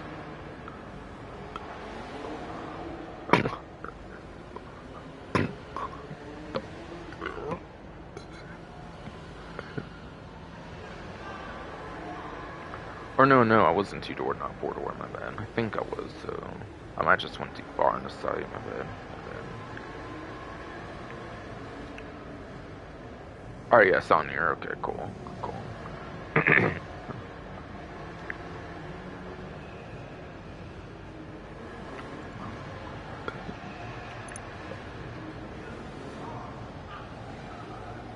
So by having the trade price of the vehicle, you'll be saving $1,027,500. Plus a livery on it would be like probably another 20-30K, so it'll probably go upwards of like $1,050,000 savings if you have the trade price. If you have buy it now price, you're technically saving even more money as well. So like into like an hour grind saving, I would say it would probably be more like an hour and a half hour grind saving you'd probably have if you had like the buy it now price for a single.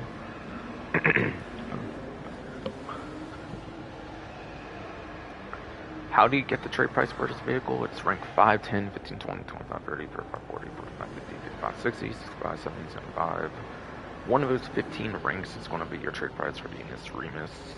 I think it's the Euros and the tailgate has to have like different trade prices over from the initial Tuners DLC. So I think it definitely does apply for one of those 15 ranks for the Alice Card Meet for how to get that trade price for the Remus.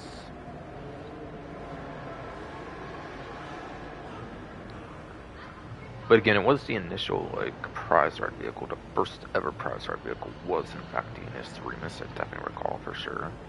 So again, it's not the first time it's been a prize ride. It's been available before in the past.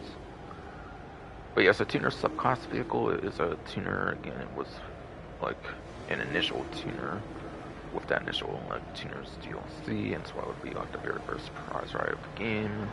Kinesis and all that kind of stuff.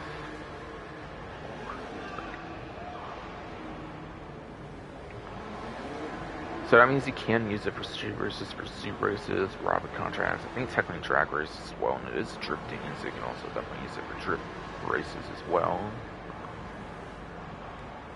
Now the thing is, sport tuners are not good for your general sports class. I will say already. I might go into sport performance later, but yeah. It is not a good sport class vehicle. So do not use it for sport car races. You'll be decimated if you use it on those. Again, it's more for the tuner subclass contents. Sadly though, again, it was the very first prize ride, which I think is telling of the performance. It's not really good for just street races, for suit races, I find, or probably even robbery contracts.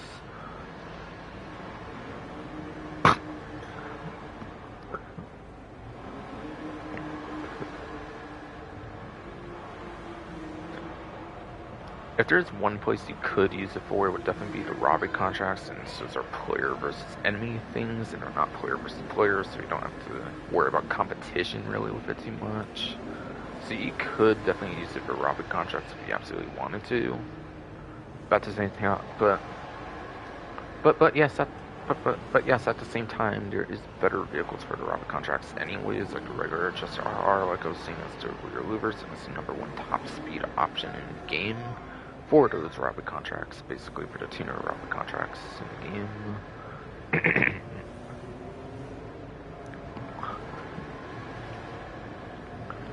So unfortunately, the Remus just does not really excel at like absolutely like any tuner content thing whatsoever. Hence why it was the very first prize right in the whole entire game.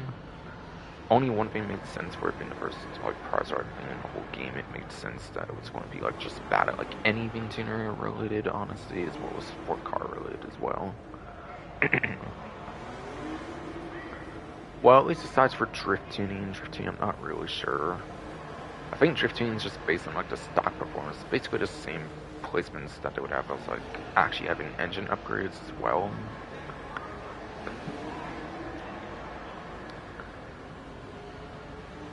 From what I hear, engine upgrades only add like an extra like few seconds of the vehicle like doing better basically anyways. Like it basically performs identically without the like engine upgrades in the first place. So, for example, like the Diamond GT is a very good muscle car versus this being like a very bad sports car. That new Diamond GT, for example, that came out like last week, for drifting might just be better than the Miss Remus for that reason anyways. So I'm even questioning if it's even that good for drifting in the first place. Albeit handling could also be a huge factor of the drifting as well, which is kind of like why that's like the one place it could maybe be actually good at. Like, I'm not really sure on drifting. I don't do enough drifting to know if it's good for those or not. But, yeah. It might be, it might not be good for drifting. Who really knows? 100% honestly.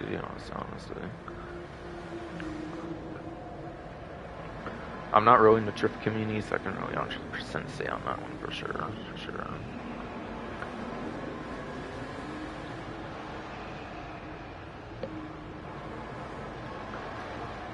If there's one spot to use it in, I would definitely say drift tunes is the perfect spot to use this vehicle for. Since it's not that good in like any other category, really. Otherwise, Missile Lock-On Jammer is available for $400,000 for yes, $400,000 you can do the Missile Lock-On Jammer for it even.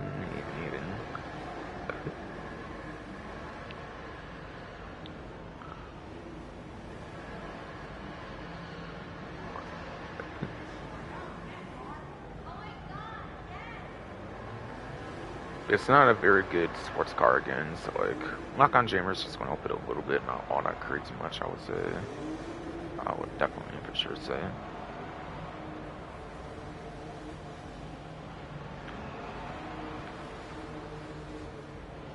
And yeah, I'll go over its performance for sports class.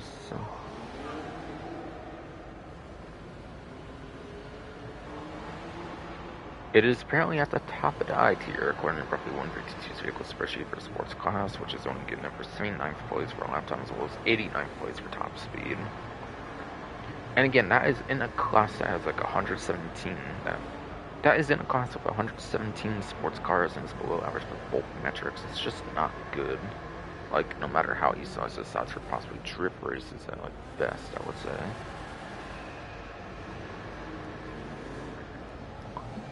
Oh, that was it.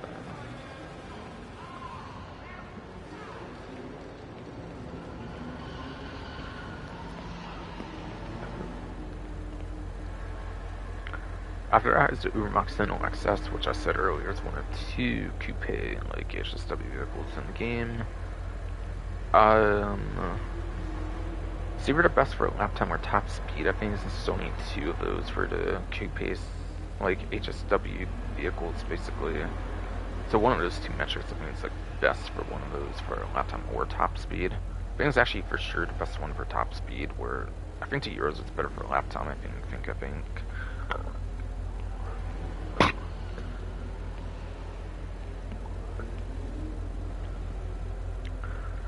Because I've checked before, and actually there's like at least one non-HSW option that actually has a better lap time than this one. So that's HSW in, so I think it is the #1 top speed for the like coupe option, so I think it is a very good option, obviously.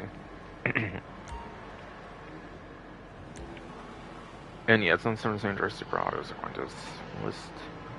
The only mistake that I'm aware of is just Sterling GT. It says on the website it's supposed to be between San Andreas Mercenaries, Uptown Agent Sabotage was brought back with Zolak and Jamer. So yeah, that is a mistake on that one. But I think everything else on the list is pretty much correct, or at least most of it is at least. But yeah, it's definitely on the San Andreas Super Autos website.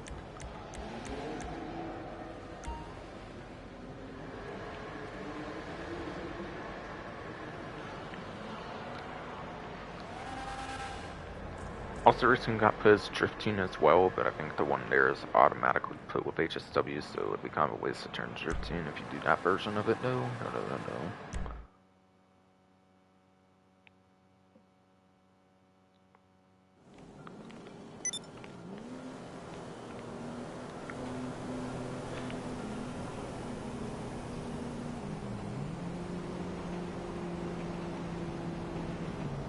I'm gonna check my stream again, make sure it's still working. Alright, yes it is. Okay, good.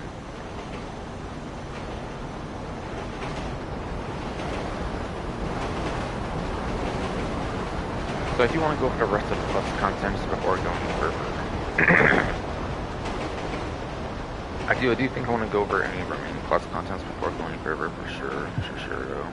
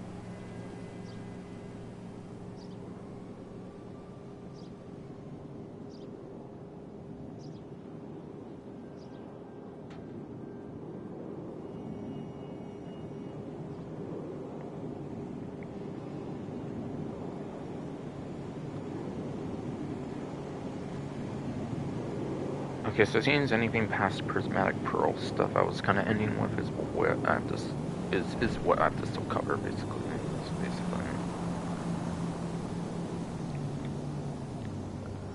Alright, so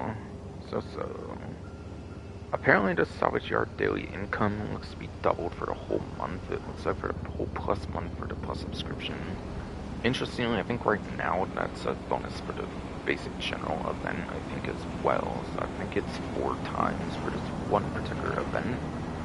So you're basically getting 4 times income for your salvage yard, which is a very minimal amount when you're not doing the tow truck stuff at all.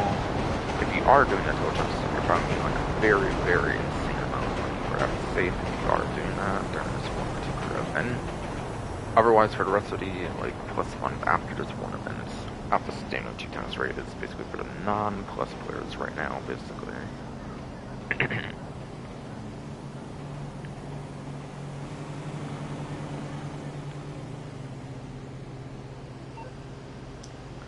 There's also discount stuff for the salvage yard, also by the way for plus only at least. Albeit, yeah, it might also kind of be going on right now. For the non-plus event, since I'll see it as a huge salvage yard event, I believe right now, so the main menu is basically hinted at. So yeah, salvage yards, yeah, they are in fact on a discount right now, apparently for the basic event.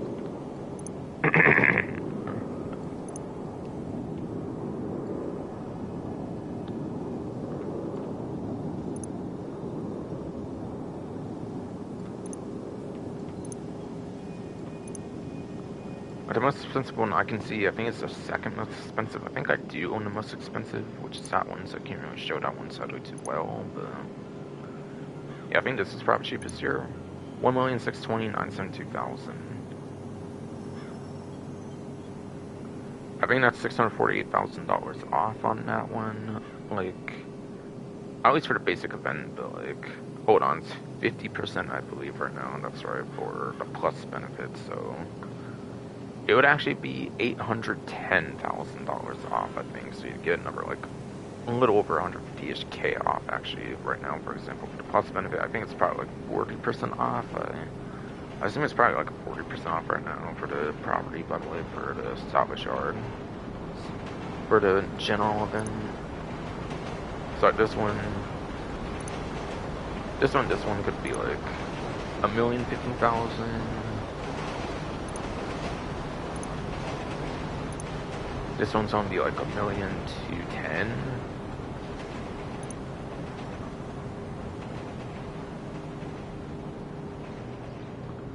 $1,285,000 I want to say on this one, and then something higher than that I believe for La Porta, the most expensive, which again I cannot show because I own it.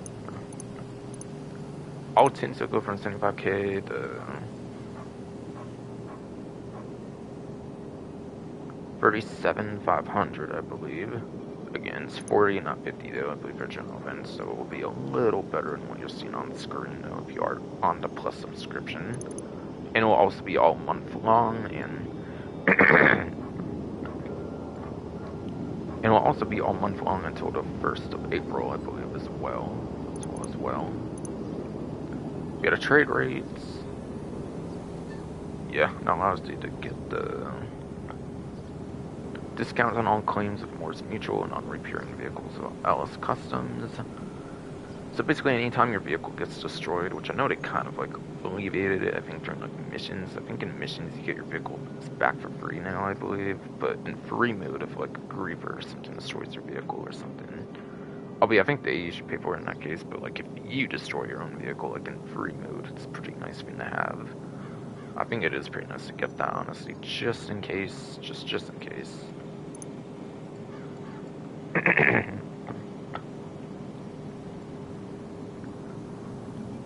After that is a tow truck. I think I hear they perform a little bit different. I could be wrong. But if that's the case, then obviously the clean one might perform a little better than the beater one, obviously. I also might have heard it might actually just be cosmetic. Actually, that might actually just be a cosmetic difference. So actually they might perform the same. So if you want it a little cheaper, you might just want to get the beater. But if you want it to be clean and like professional looking, obviously you didn't want the basic tow truck here. But yeah, they might perform the same actually. They might just have different cosmetic look to them, I believe. I've heard actually. Again, the wall safe, it's actually pretty good. It can store up to $250,000. At least it's good in the capacity limit, at least. What's not good is the income. If you don't do the tow stuff, then it gives you like nothing basically. I do so many event streams, even with like how long they can go for me. I still am only like halfway at one right now, I believe, and I like never do the tow stuff basically. So I have to do like a lot of streams to get up to $250,000.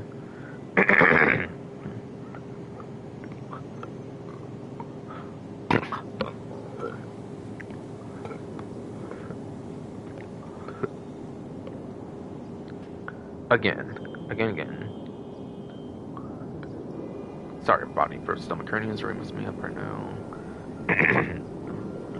But yeah.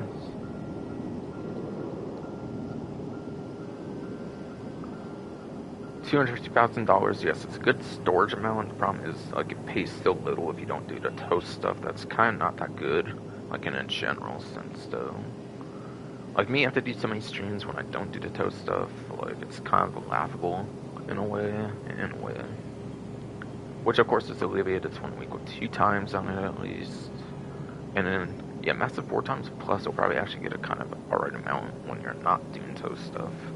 But again, if you're doing tow stuff, especially 4 times for 1 week or 2 times otherwise, you probably can make a pretty fun amount, honestly. So it's an alright save. It's just not going to be as good as, like, the agency or arcade if you set that up properly for your arcade one. Agency, I think you need 221 security contracts to get like 20k every 48 minutes.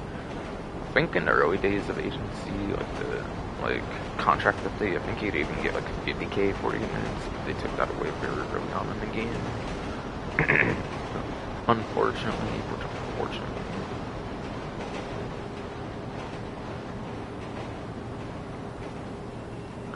but either way, the agency, like, as long as you have like all the like money you can get for agency save, that's pretty much the best save of the game. Arcade can be pretty good if you set up right as well with like the arcade machines and stuff. I think determines it or something, like filling each one up or something. Nightclub one works good as well if you're wanting to do like the popularity trick where you do like, I think it's like 10k times 10 for like 100k to get max popularity. If you manage that well, then I think you can actually get pretty good money for Nightclub safe. So there's definitely a couple safes I would say are definitely better than like Salvage Yard safe, even though it holds 250k. Since most likely most people won't be doing the tow stuff that much, I'm guessing. But it's a pretty fine safe depending on like how you do it, I guess.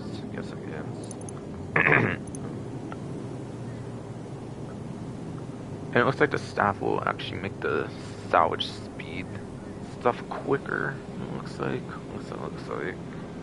So obviously that's going to be pretty fun as well.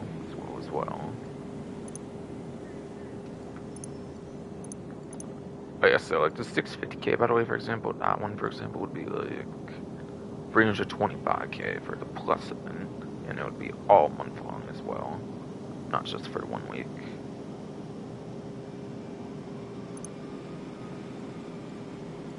So the only other thing could really show that well, since the other ones you kind of have to like double click and go in a section you're not technically supposed to be able to go in again, so I didn't want to risk anything there. Plus, didn't seem clickable either way, so like, yeah, wouldn't have mattered anyways. It looks like.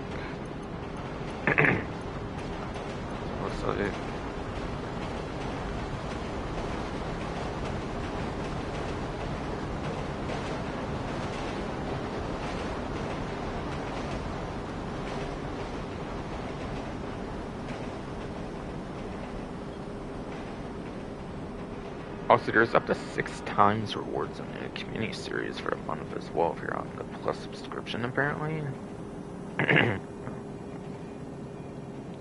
So, like, for example, now it is 4 times, I guess, if you have Plus, for example, so like 2 times. So the actual Plus benefit is a 2 times, so that means if it will be a 3 times for the community series, it will be like 6 times than if it's on like free. Looks like there'll be at least 1 free times community series for like the month of March day, like April 1st.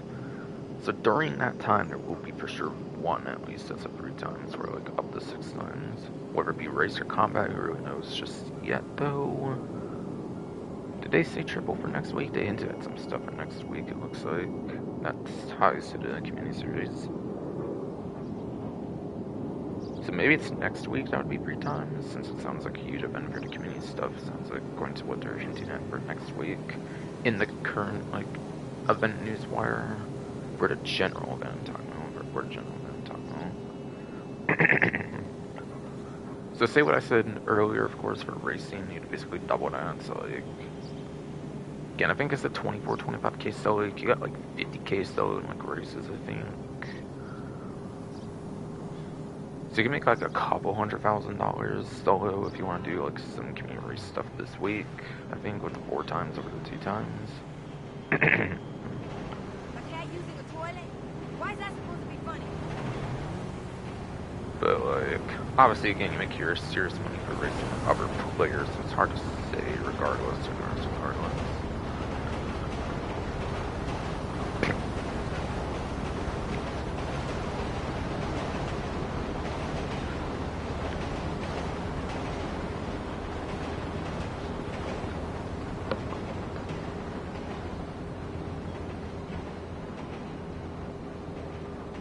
So that one you might just want to wait for some better weeks. That That one you might just want to wait for some better weeks, because that community series stuff isn't honestly the greatest paying stuff regardless.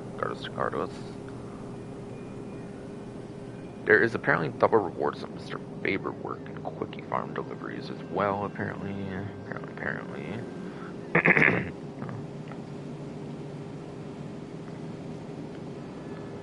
So whatever Mr. Faber work pays normally is basically 2 times, and then quickie farm deliveries are also going to be 2 times your usual for the whole plus month.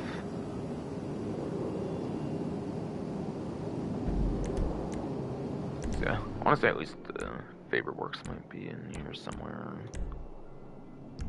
Right, business money funds maybe, yeah. So yeah, that would be liquid market ROI, compound interest, mutual funds, current liabilities, and the monopoly. That's for the Mr. Faber Workstar on 2 times. For the 6 fiends, for the 6 fiends, basically, it's basically.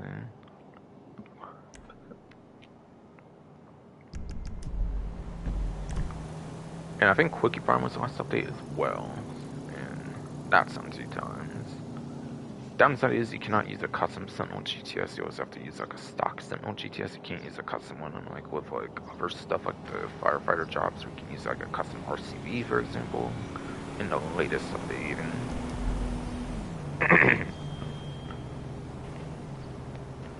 But if you want to do it, then that's a good option for that.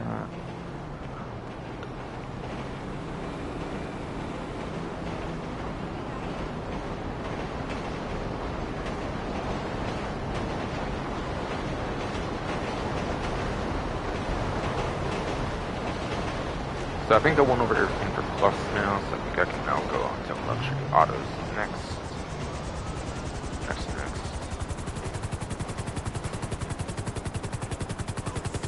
So I do think that was truly a reason for that.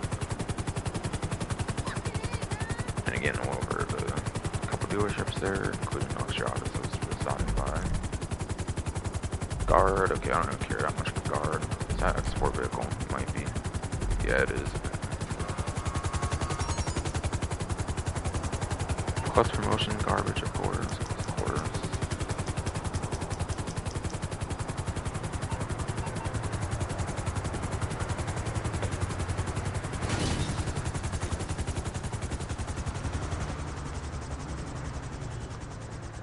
Don't time to check the stream again, just in case.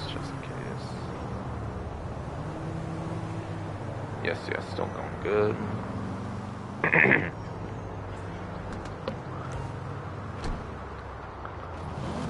Karen Stolten Classic, the one from just Damasceno, or the one I mean from Damasceno or the heist update, one of those two.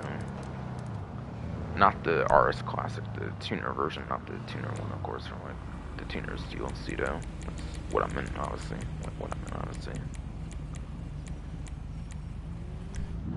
But being based on the San Andreas Stolten for the Stolten Classics, I do really enjoy this vehicle based on the San Andreas Stolten. I do really like the Stolten Classic personally.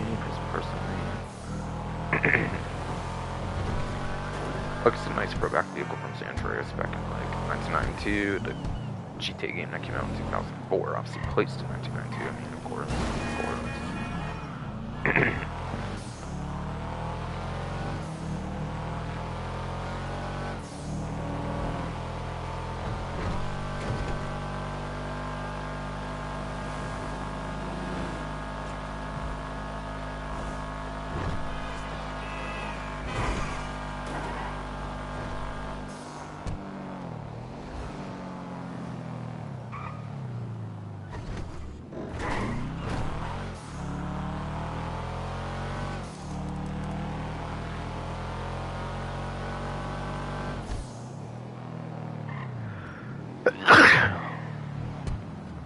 Damn body, you're gonna sneeze and you're still gonna suck ass, aren't you?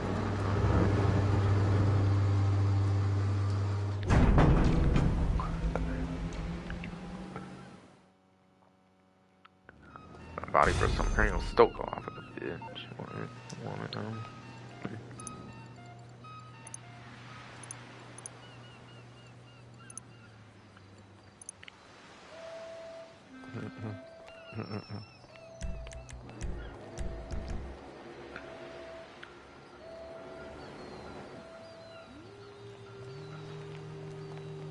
I'm still using this, that's right. Okay, whatever. I'll go with it, I guess. I guess. It's pretty mean warpy vehicle. I might as well use it some more. Why not?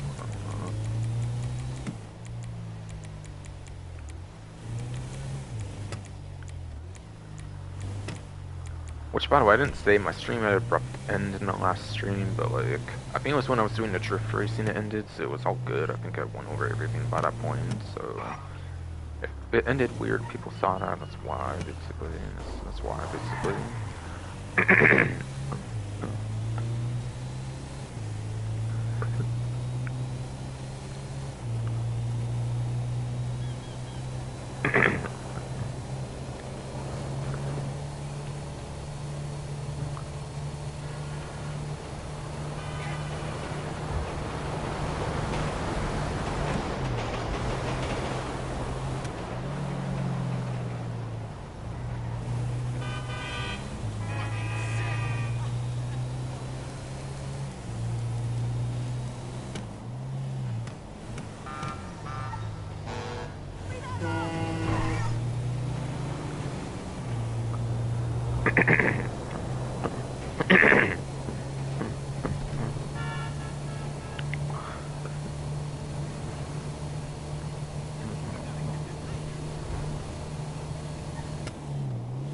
Truck vehicle, maybe?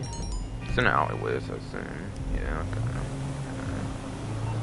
okay. And then I ordered just 10 export vehicle, but like it wouldn't have been impossible to get another export vehicle. That's happened before, basically. Four, basically. Wow, and brake light, I'm surprised.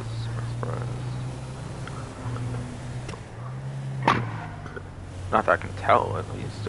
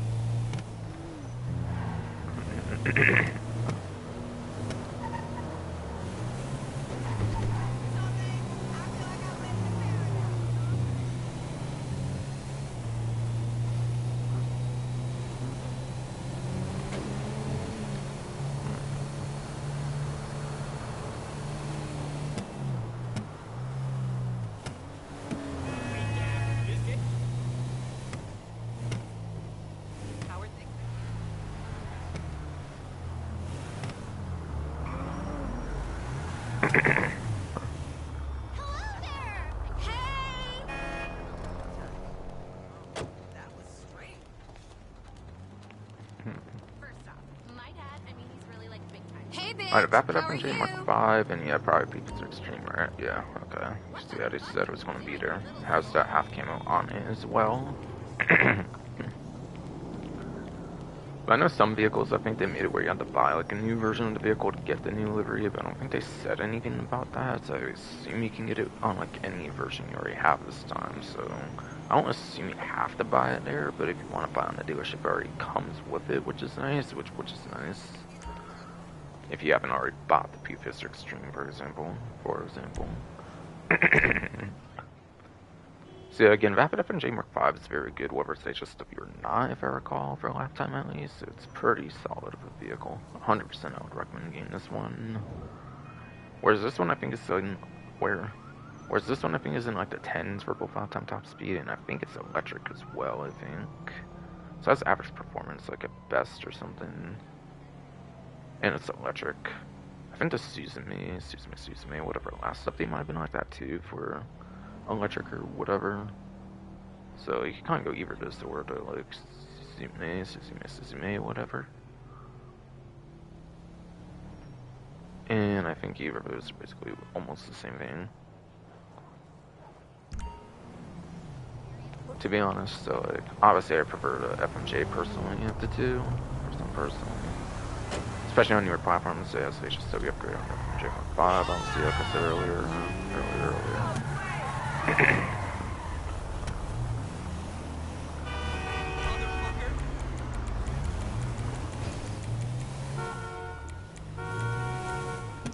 And Premium Deluxe Motorsport is next then. Next then.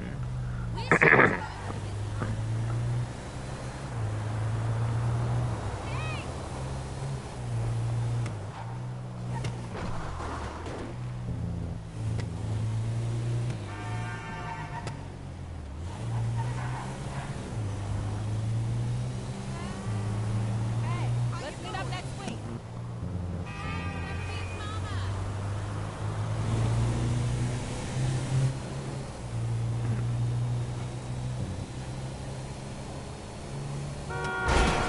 Damn. Jeez, bro. It's not that hard.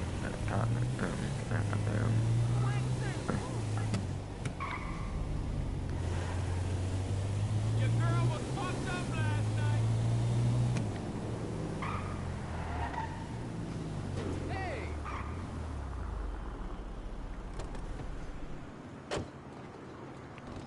Hey, it's not my Alright, fault you and gave yeah, me again, all these psychological should scars all from be vaulted childbirth. vehicles from what I saw earlier on the remove vehicle states You for owe G, me. no I'm Rapid going to Blade, have residual wound heads 2014 for the vehicle and single rest player, so of that's my definitely life. vaulted.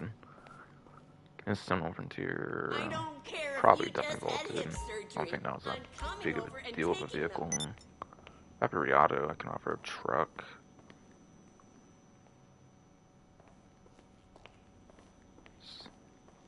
It's not like Camacho for like a budgety offered vehicle or anything crazy like the Trog or anything, so yeah, but probably is a vaulted vehicle.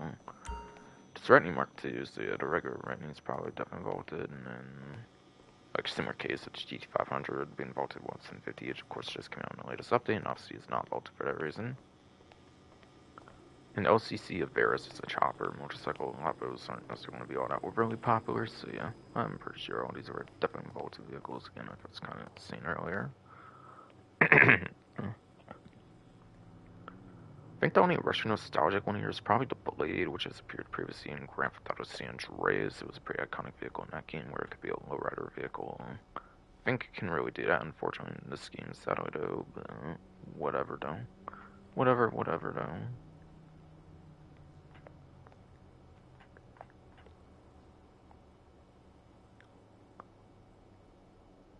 Yeah, Vapid Blade is a muscle car. I forget, it might be somehow impressive for old muscle car for top speed, but I doubt it, honestly. I might just be misremembering or thinking of like something like a hustler or something that might have used to kind of be the case or something.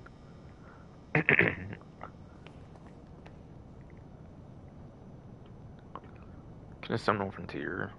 The original Sentinel, I think, was in GTA 5, so it's really not that nostalgic, in my opinion, for sure, so... Another version of Sentinel is...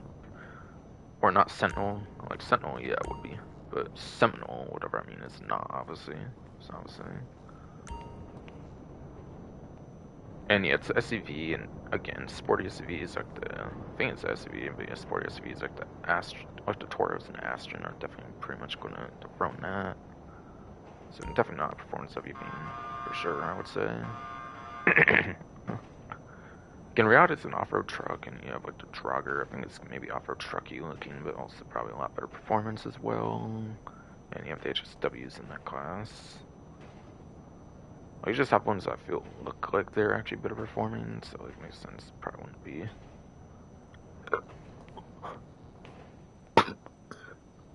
Retney Mark II actually performs very good for its class, so I bet the regular Retney just does not, basically.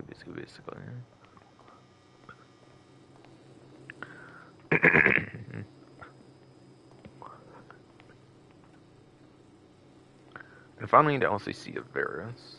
Again, it's Chopper. Usually you have sport bikes and motorcycles class on the top, so I bet that's not performance heavy, like at all, basically. Unless they're on discount, and I find out later, I'm not going to go over too much on details on those like I did in Else Carmen. I just didn't do that there, of course, as well, for good reason. Good reason.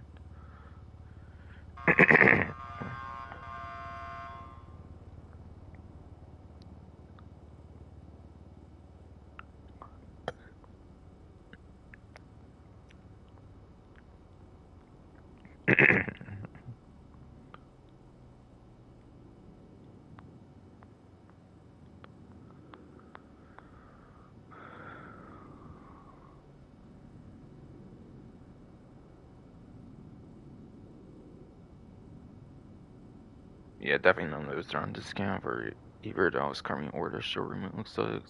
Looks like.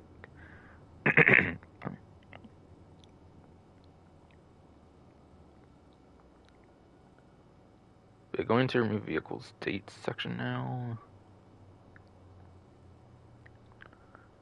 The Blade apparently is titled the GT500. Yeah, it was definitely an Dallas car meeting for 12 appearances for earlier in the last 2.5 years. And there's Mercenaries DLC as a reminder. Since being voted from the vehicle websites. Since yes, been voted from vehicle websites.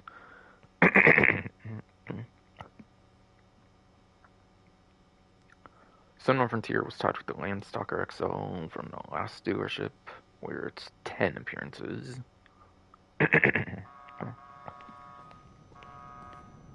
I think that's stealing over tie. Let's say just multiples of the digit or something. The Riata. Okay. Never mind, right away. Same appearances, Sunrun Frontier, and of course Landstalker XL from the Alice Car Meet. At 10 appearances, by the way.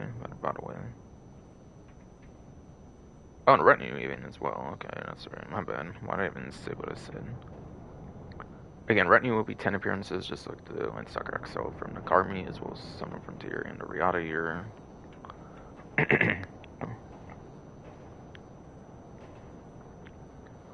And finally, the Averis, whatever, is the least appearances of any of the 8 on the dealerships this time around for a faulted vehicle being brought back to the dealership 7 times now at 8 appearances. So it's only appeared 8 times in the last 2.5 years since being brought to Sandra's Mercenaries DLC compared to the rest being like apparently 10 or higher because none have appeared like 9 times. And I see.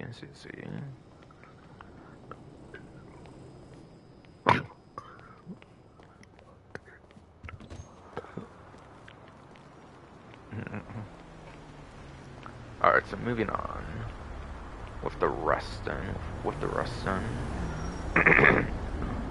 Of the general event.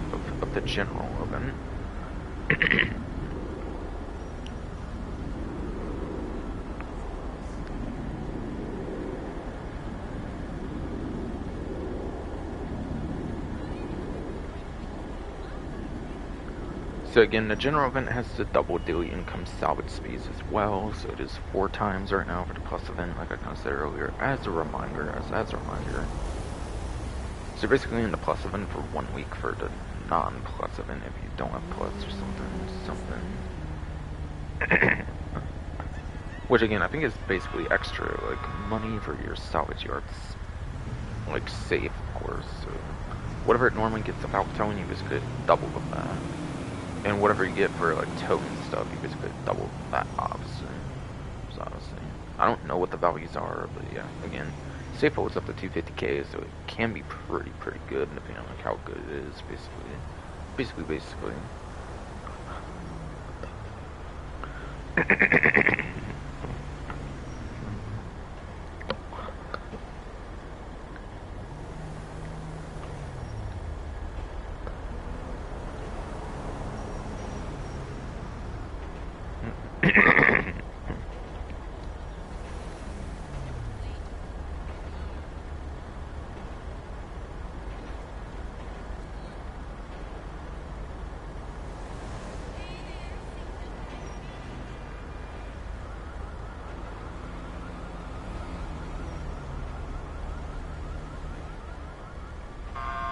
Alright, so some hints at next week, like I was kind of saying there would be in the newswire.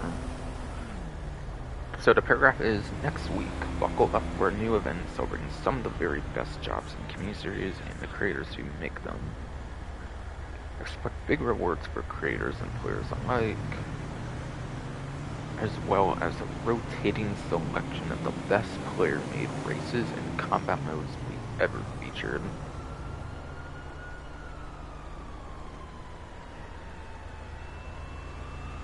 So does that mean it's kind of like one of those kind of specialty, like, general community series like they used to do before they branched into, like, race and combat for, like, next week, or, like, what, I'm not even that sure. About to say it usually be for, like, holiday festivities, though, or something, but maybe something like that, I don't know. Honestly, it doesn't sound like that exciting, but next event, honestly, to me, but it's, I guess, alright.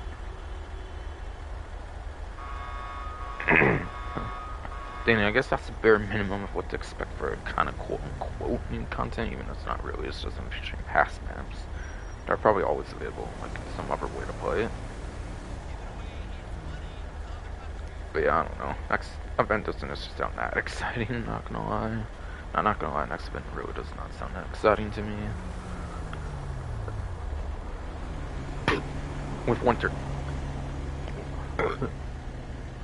Body for stomach hernia. Come on, man. But yes. Not gonna lie, next event does not seem that exciting to me. For sure, though. For sure, though.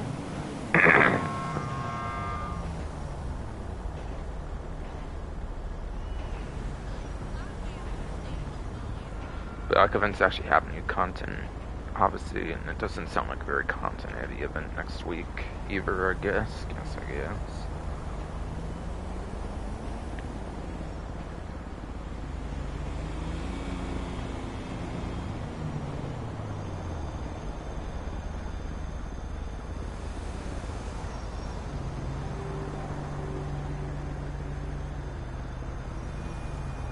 The vehicle salvaging speed is apparently also doubled for the week. I think that's for the general event only, so it's not a plus thing, I believe, at all for anything unlike the safe, unlike the safe.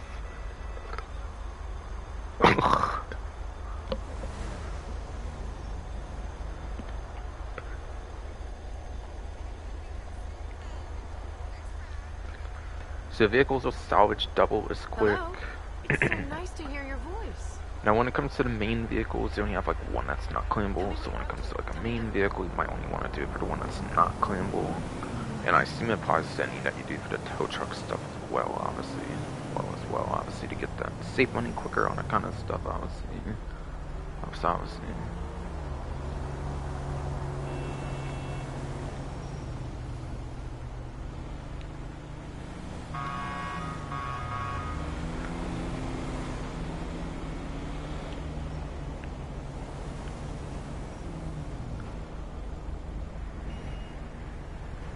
And again, there's property things like the upgrades, modifications, the actual property itself.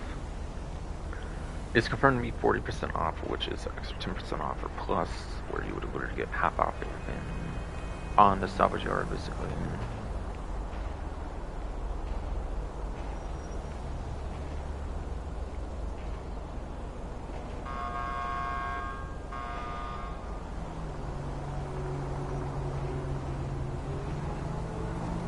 The salvage yard targets have been talked about, but I might talk about it more when I go over salvage yard and the other kind of events.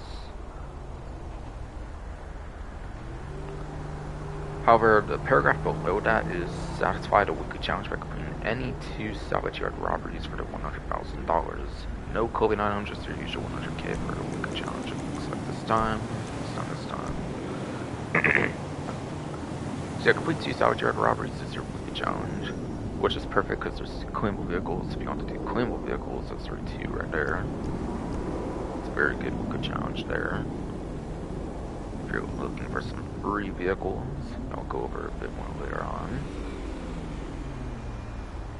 Not like entirely, basically.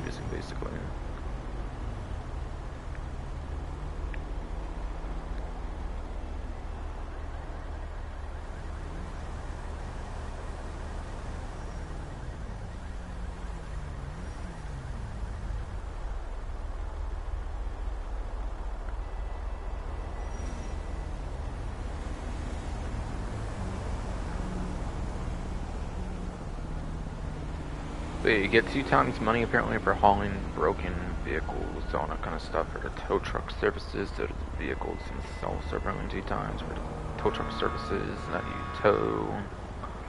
Not that you tow.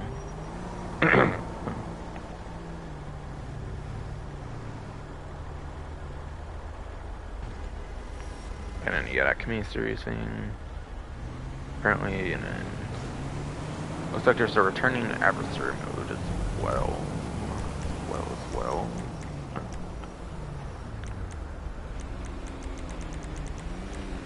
The hunting pack remix returns apparently.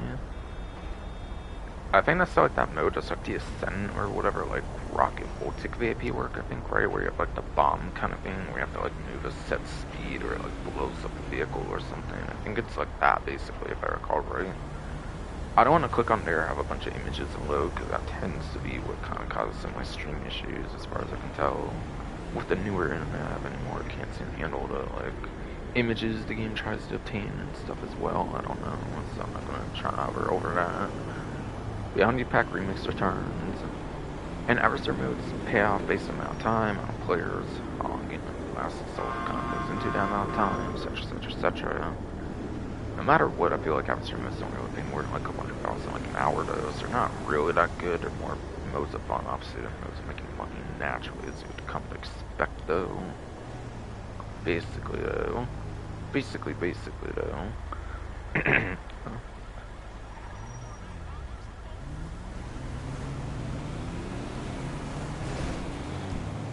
But yeah, community series.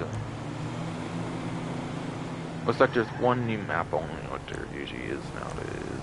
Basically, it's gonna be all race stuff. Since for some reason they didn't have a race series like they did last week. To be fair, I guess the last week was a To be fair, I guess the last week was like a collaboration with like some Japanese thing going on with like some Twitch stream stuff they did, which I actually didn't say anything about. That I didn't mention anything about the Twitch stuff on the news wire, so I didn't even bother mentioning it. But I think there's like some Japanese like created track like collaboration kind of things. I mean, it was kind of a special thing that they were doing, and therefore they didn't count it towards like untraditional race series. I don't really know. But either way, it's another race series. If you're big on the combat series stuff, kind of unfortunate, I guess. But if you're big on the race series stuff, which I'm more big on those, I guess it's kind of nice. I play these since they're solo stuff. I don't really play the combat stuff since they require multiple players and would have to go into a public lobby, since the matchmaking is kind of weird nowadays in the game, I find, where you can't really get anybody in invite only nowadays, I find.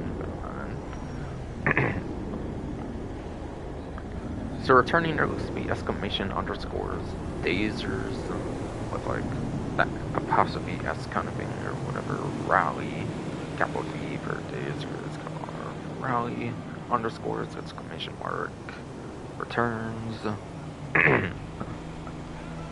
blind bends with capital B's for both of those words, returns, lights it up with capital L, capital I, capital U for the light it and up, exclamation mark at the end, Little Soul Raceway with a capital L, capital S, capital R for the Little Soul Raceway, and then the Rebel Rally with the capital T and then the two capital R's for the Rebel Rally. Those all return, and the new map looks to be the hashtag, like the number hashtag kind of thing, all caps, Larga Labs,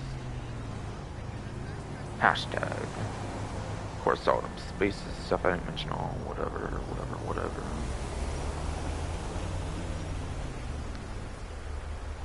So I'll read what's put on the community race series section. So community race series, 2 times winning RP on community race series. Flurry en route to 2 times winning RP at the finish line of the community race series. Doubling 4 times. For plus members, is in parentheses by the way, including the latest edition.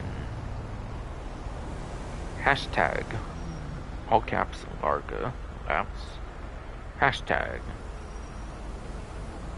by Stella 1977 apparently. You haven't clicked onto that yet, so I haven't got to show it there, but whatever. A sprawling stunt track that circles the Vinewood Reservoir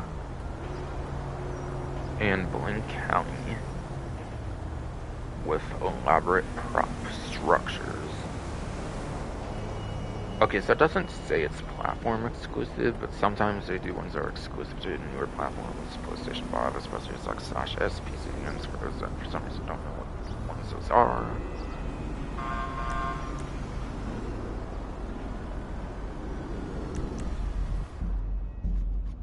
Alright, so I'll do it. Gotta try to make sure to cover it, obviously. for streaming, since I'll be gone next week. Surely be vaulting for next week. It sounds like with the plans they've laid out for next event. And they usually only last one event, obviously. So I need my stream to cooperate here for sure. Sure. Alright, so standard GTA rally. Non-contact, you have all the different race types on that one, it looks like. So it looks like...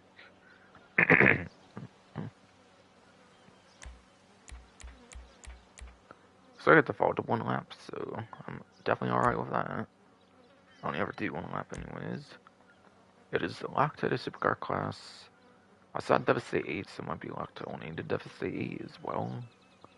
Don't really know, but it might very much be. If they're locking all, if they are locking all class feature, it might even be locked to Devastator 8.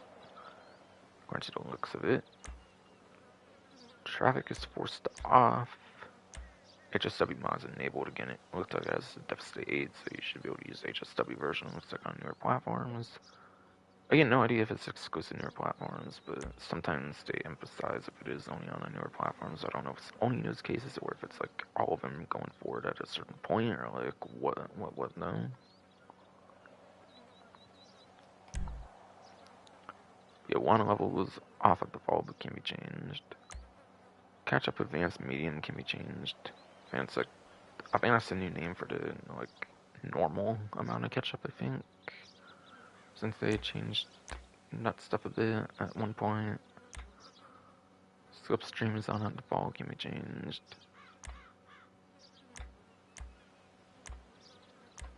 Alright, starting grid and order the fall, and then boost on go on.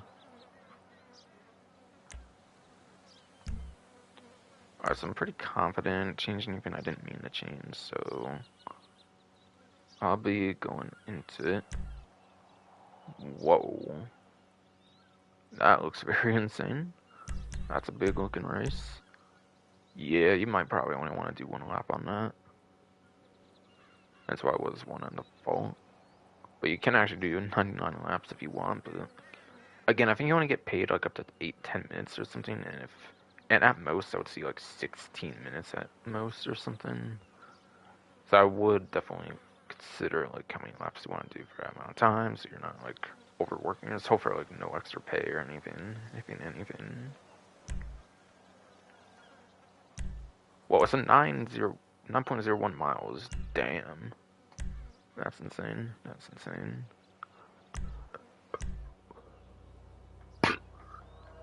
Hey, what the hell? You don't even get to use the custom ones, it seems. What the fuck? What the fuck? So you have to do in a basic Devastator? Are you for real? Am I seeing that right? Am I seeing that right? I'll check again, I guess, later. Maybe. I swear I didn't change any setting for that, though. I don't even think I saw a custom vehicle setting on, actually, either. Actually, I don't even think there was one in the more options, if I recall right, when I was going through those. I would have for sure mentioned something about if there was, even. Because I usually say restricted, off restricted. I usually say that if there is, and there wasn't, and there just wasn't, basically. Bruh, so can't even use HSW on this. Are you for real? Are you for real? Well, that's gonna be pretty boring, I feel. Like, it's pretty long and can't even use HSW. Like, what the actual fuck, bro? Actually, though.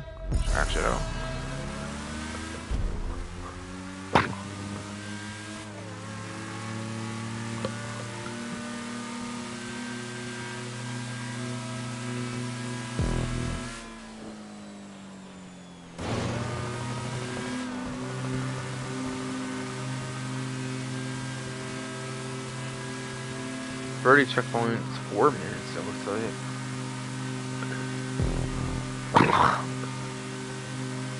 Yes, 30 checkpoints, that's like 4 minutes is what they expect around here at least. But road records are usually quicker than you can usually get legitimately, it seems. So like probably even closer 5 minutes could be likely, who knows.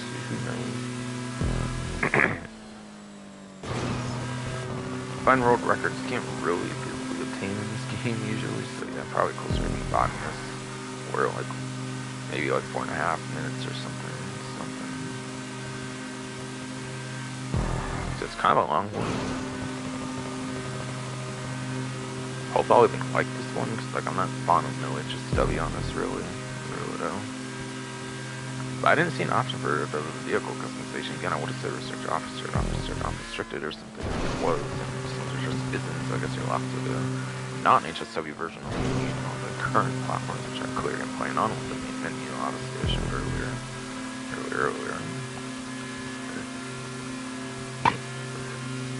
And I have Devastate as a HSW as well. And I have basically every single HSW vehicle in the game, so I definitely do have it as well. I never stole it or anything. I don't really do that, really. Especially for HSW, I don't.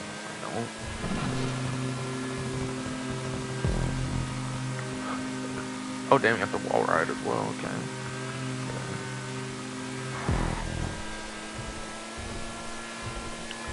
What is this, like the last Los Santos Panics colors? I mean, kind of might make sense if I'm adding in the H2K26 to the subscription, I guess, or why they would time it for that or something, for the initial plus event start and everything. But yeah, it might be, I don't know. I didn't make the race or nothing, oh shit. Okay, I actually saved it, let's go.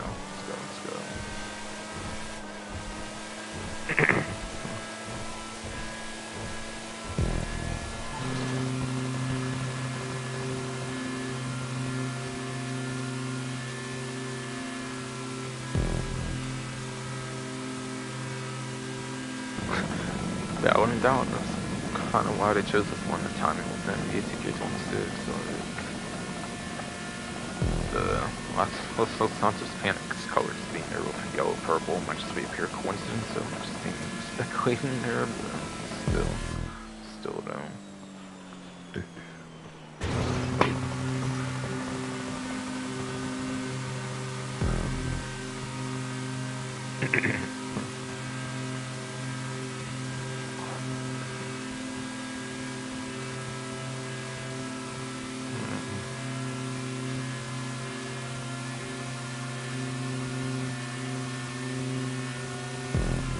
But honestly, me I'm actually maybe considering the ATK26 one has Rockstar's endorsement on it now, so like, maybe I'll buy you the bullet and get it, I don't know.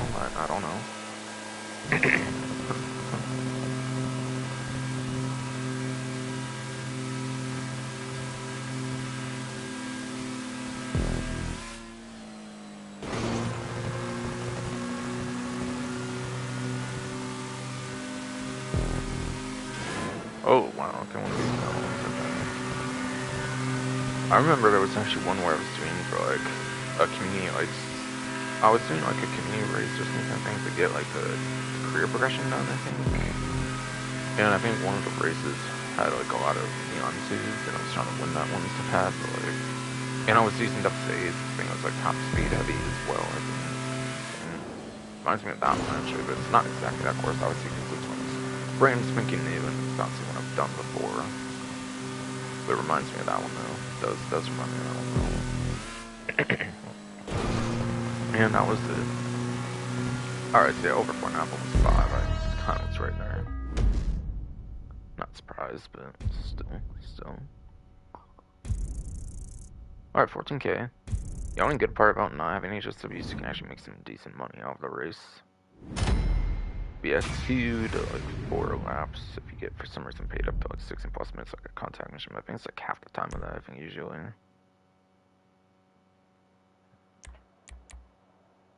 And those sort of thumbnails for some of those other ones, obviously, as I was saying. But again, the rest of those aren't even like new or older ones I've featured in the past. Oh yeah, sorry, I forgot to show the open wheel, but yeah, GP Agua or whatever one like returns as well.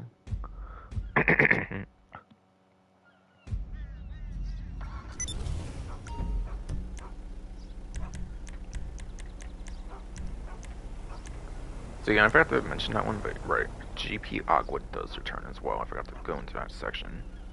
But again, I forgot to do it. It's an open wheel race. in the regular race section as well. Again, I forgot to do that, so my bad. Stash houses around here, I don't really do them right now because I have to make I'm trying to make myself grind a game at some point.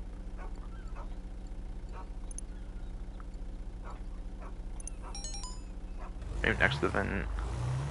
I was going to try and improve things about like March and stuff for me or something, like off stream or something, maybe. So maybe next event, being in the double digits for March, I'll finally make myself fun and try and like actually grind things. Yeah, my mansion void just got moved, yeah, because, yeah, I was done with it, pretty much. And then I did the race there, so it kind of, like, got rid of it, I guess. So, yeah. Like it usually does, like it usually does. So I got discounts, gun van, like, salvage yard stuff. I got the, like, weekly, like, every party file, whatever to go over to, I think. Don't know if I necessarily have too much to actually go through at this point. That's kind of good. It might be kind of getting done soon. Hi. You coming over later tonight, honey?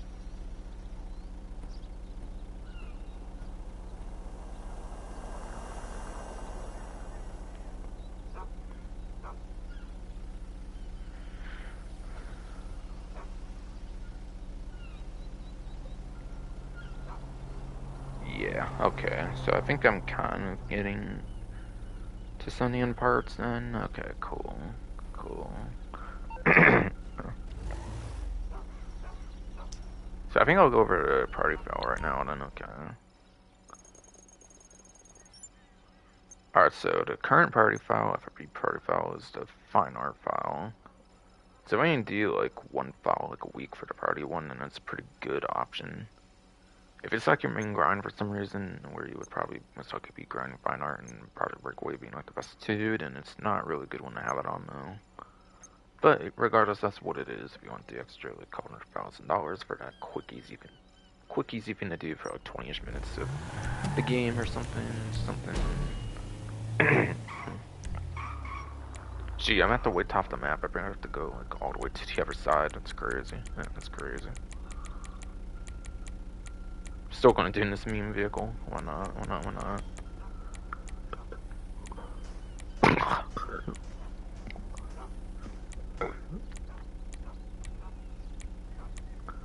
Yeah, I'm not gonna mind doing it in the meme vehicle here. Why not? Even if it's like 7 miles long, basically. It's basically it.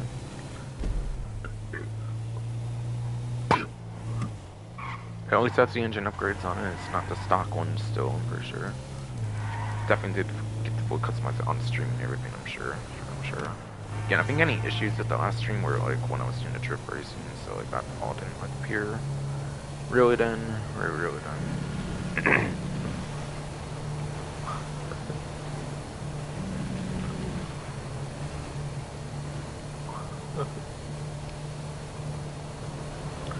But we don't get very many utility vehicles in this game. Yeah. Like, this game really does not get that many utility vehicles, I mean, so I am personally going to be using it as a meme vehicle right now. Why not? I already a mile that quick, okay, I'm actually a little surprised. Maybe.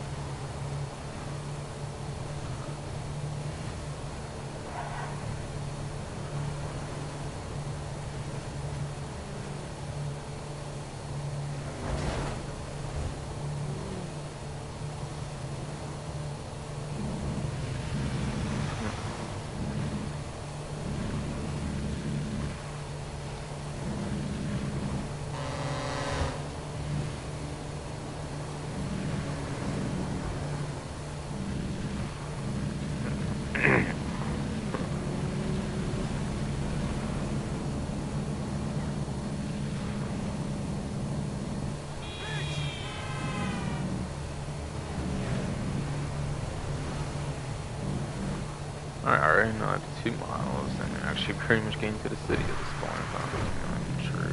It's just about, at least. It's just about, at least.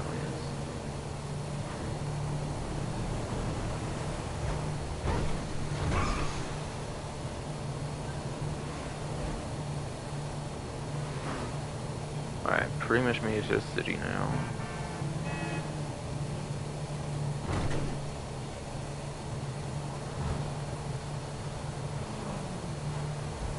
I like the main part of the map, at least, anyways.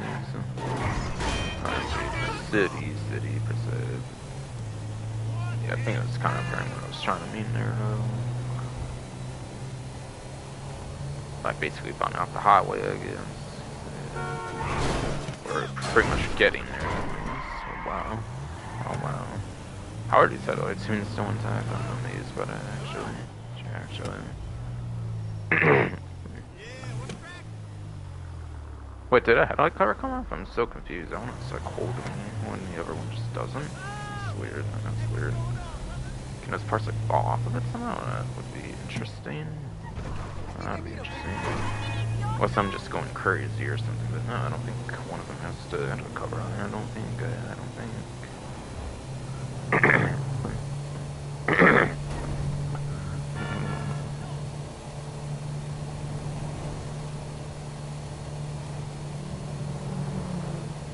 I don't think that's how the modification came on it or anything either, so interesting.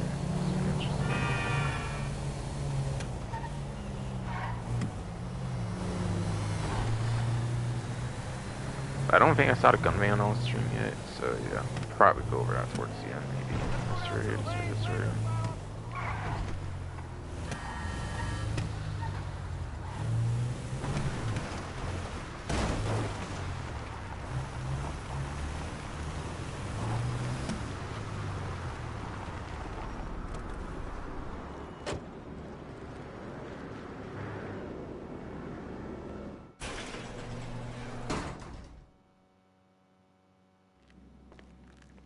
Hey, later.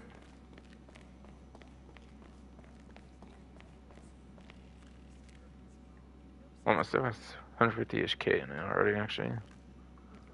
Play again, I do so many streams, it's still at that point, I'm to 50K, and again, I don't do the totes stuff, I admit, but still.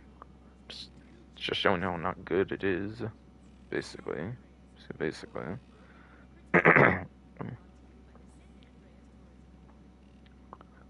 So yeah, salvage stuff to go over the rest of that.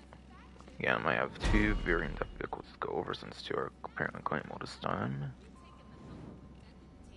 Alright, so the one on the left is not the claimable one, while the other 2 are, apparently.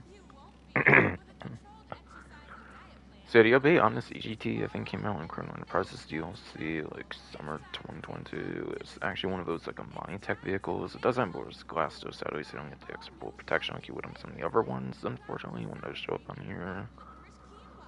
So you only have standard, like, windows on this one, unfortunately, though. After going to GT series videos can be posted, I suppose, on that one, so I still don't go into detail on that one on the news wire. It's not a claimable one. The only really go into details as much if it's a claimable vehicle, personally, for Rockstar themselves. Basically.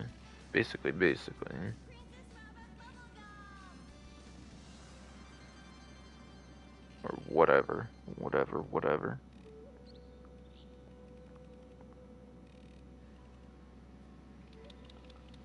But it was apparently for the McTony robbery, by the way, on the ZGT. Yes, that one all the way in Pluto Bay with, like, by the cheapest location in the game, basically, for the salvage yards.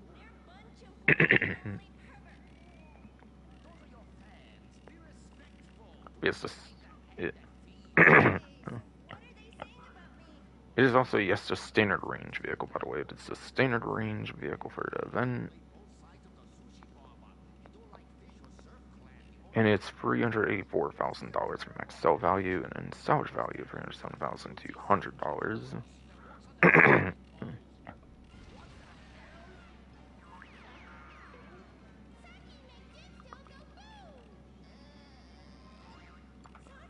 And after that, starts the first of 2 claimable vehicles here with the P-Fister Comet S2 Cabrio. Comments are pretty iconic themselves from the universe, but obviously yes, Cabrio is a more unique, newer version for GT Online.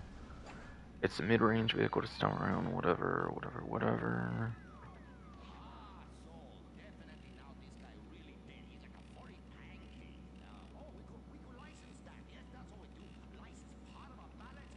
And that one looks to be tied to the podium robbery, according to the newswire. And this will have the LS Pounders vanity plate when you do claim it, apparently, as well.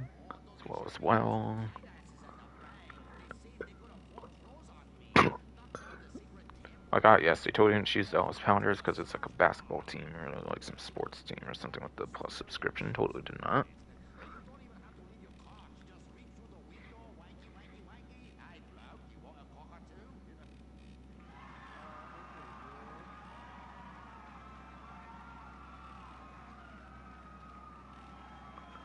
But as max sell value of $393,000, we choose to sell it for some reason, and salvage value of $314,400 if you choose to salvage it for some reason. But again, it is a claimable vehicle, so you can actually own it for yourself. And it's a sports car, which isn't the most populated class, but also I remember it being kind of good as well for top speed, at least. So it might be kind of worth it, actually.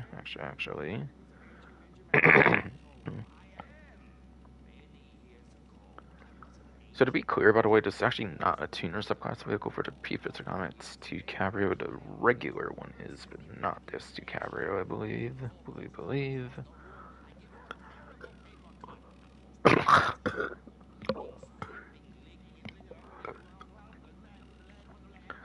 So yes, be clear, that's not a tuner subclass vehicle like the regular one is. It's actually just a traditional sports car.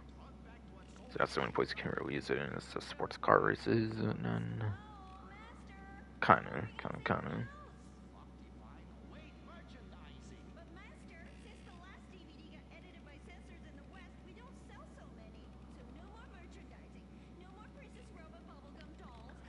And it's apparent at the bottom, the F tier, which is more for lap time rather than top speed, but yeah. It is 63rd place apparently for lap time. Actually not that good, but without HSW it might be kind of in a good spot. I forget. It might actually be below average just barely for its lap time, no. Just barely for its lap time, no. But again, it's kind of based on the original comments too, which was tuner subclass, so it might make sense why it would suffer in lap time then. And also, it is actually 16th place for top speed. Albeit there is 6 HSWs, so I think it is technically 10th place without HSWs, so it's actually, it would be top 10 in certain cases for top speed. Which is alright, I guess. Just alright, I would say. So it can be something worth it, I guess. A little bit. And last but not least, I have Tagon. And by the way, this is a recent contract deal, so I was wondering, but yeah. I have Tagon though. I believe was I believe was released during 2020. During the last Los Santos like summer special, whatever. Summer 2020.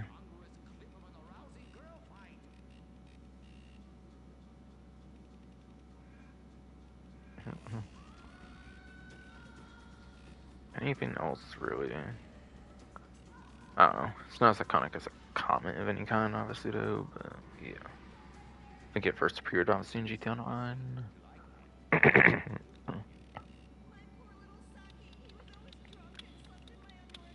But according to the newswire, it is apparently for the gangbanger robberies, a robbery for the Lamborghini Tagon.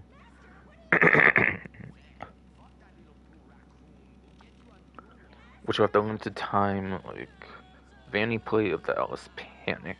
But it's the Ellis Panic vanity plate on this one, whereas the other one's the Pounders. I find it interesting. I feel it's kind of tied to the NBA 2K26 tie, and I don't really know, since obviously they're on HN as well. It doesn't necessarily make the most sense to do it that way, but maybe just simply chosen that way. I feel it's definitely not coincidental they chose sport teams, given the plus event though, to be fair. Be fair though.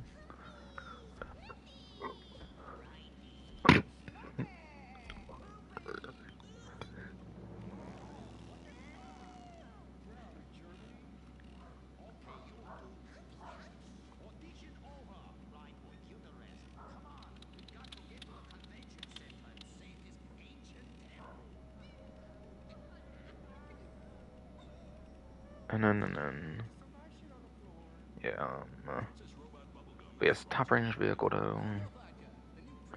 Max sale value $396,000 and stock value for $16,800. Basically though. Basically though.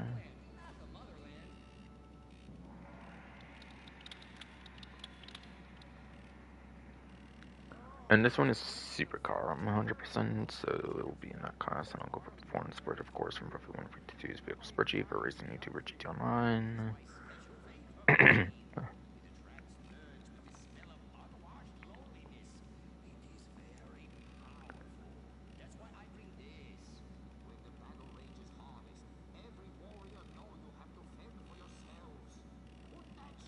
It looks like it's a C tier supercar, which gives it 19th place premium for a lap time. But again, especially with some money front, so it might change a little bit. So it might be in the early 20s now, but it's still an average, or like above average for lap time anyways, so I'm pretty sure. It's actually not that bad there per se.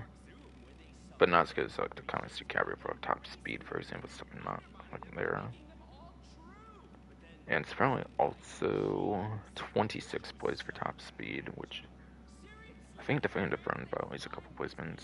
Might be like 29th there now or something. Honestly, it is above average for the class with both lap time and top speed, but yeah. If you're getting just one of the two, for some reason, I would choose the Camo Cabrio, since it can be good for top speed, especially if you're on those legacy platforms. But again, actually, that might have changed as well. I didn't even count for like a plus 3 on those, I think. Or no, that's for sports class. I don't think there was even any new sports cars in this update, so I think the performance was the same still for this one. That's right. So again, if you get just one, I would say make it Camo Cabrio for the performance. If you're on the legacy platforms, I think it is a top 10 on the legacy platforms for the top speed. Can be as well on newer platforms, but again, if it just still on a race like the one I just did on stream, for example, then like, yeah, it can be good there too on the newer platforms, but not as much, obviously. Alright, so that's the breakdown of those. So now it's vehicle discounts and like the gun ban discounts. I just W time drop. I think it's kind of all I'm doing now at this point. Basically.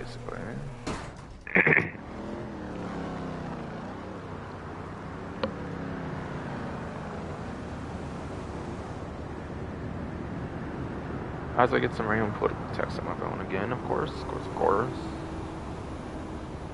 My stream's still working. Okay, good.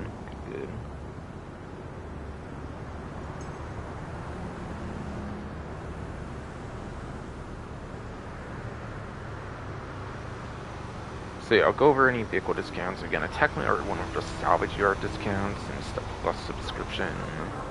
Had it on 50%. I did that like around the LS car meet is where I finish up any plus stuff, since obviously I used to have to go to those dock areas before there was like a plus app. I think to go over like the car club like lineup or something, I think back then. So that's kind of where you should go for trying to end anything tied to the subscription.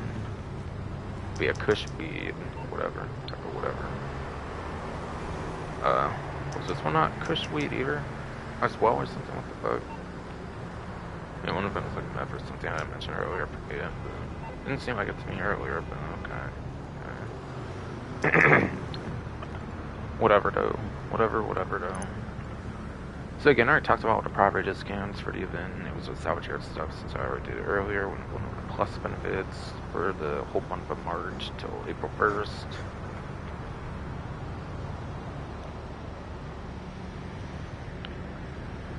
So I'll be going over any of the vehicle discounts at this point, which all look to be a 30% off discount, which every single vehicle discount is, yes, 30% off for the event.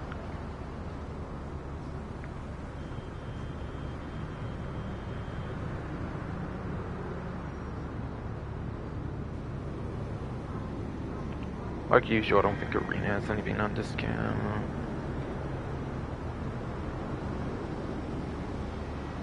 I don't believe Benny's has anything on discount this time either, it looks like. I'm not sure actually if the plane I'm looking at is going to be on Elitist or Benny's on it. Or not Benny's, but Elitist or Warstock, excuse me. When body for some premiums, they're falling for sure. Alright, yeah, it's on Elite, okay. Had a feeling it might be on the Miljet.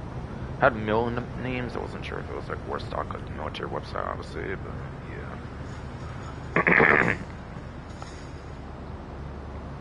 The first one I'll go over here is the Miljet on discount, since it's the first one in the website order. Going from $1,700,000 to $1,190,000 now. This, I believe, released during the San Andreas Flight School DLC back in like 2014 or 15, which was before the trade prices really started becoming a thing, so there's no trade price for this vehicle 100%. So it's a flat, straight up like $510,000 off discount when it's 30% off apparently right now.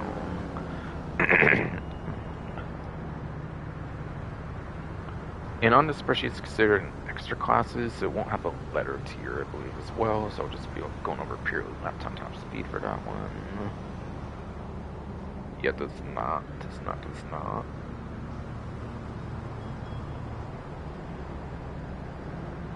And it apparently is 24th place for lap time as well as 19th place for top speed, and that's out of like 39 planes in the game apparently.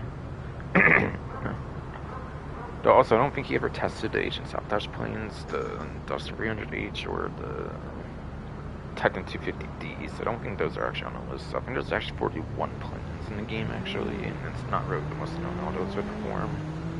300H I could see performing better, but not necessarily the 250D, I feel, being with how big that is and everything. But I could be wrong there for all I know, since it has engine upgrades and like a Titan, like a regular Titan, of course. But again, it had not been tested yet, so yes, no.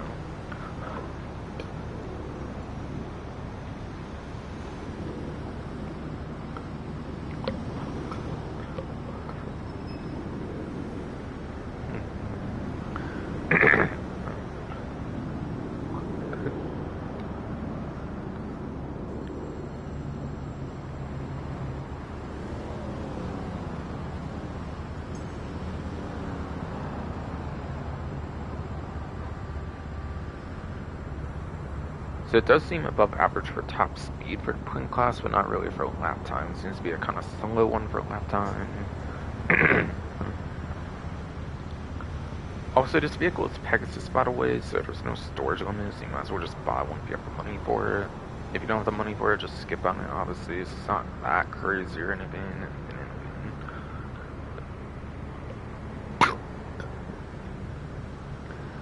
16 seats used to be impressive on a plane, but now you have the Agent Sabotage ones that fit like 16 as well.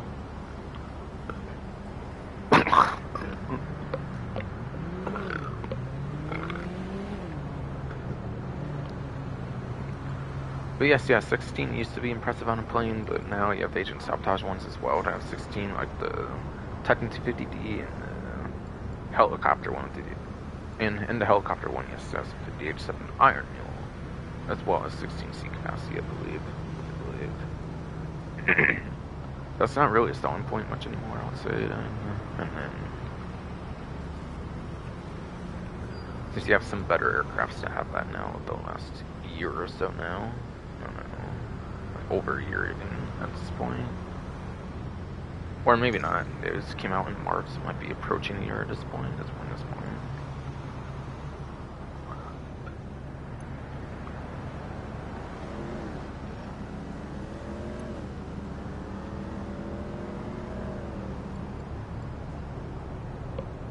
Legendary's probably gonna have something, I would guess, right? Alright. I do think so, yes. Nothing for popular, so none of the really crazy popular ones according to Rockstar, not just for the latest update, but any that they deem to be popular, I suppose, down here as well. Probably the metrics for us, I don't doubt them, of course, but yeah. Just saying, just saying. For some conversation points, or something.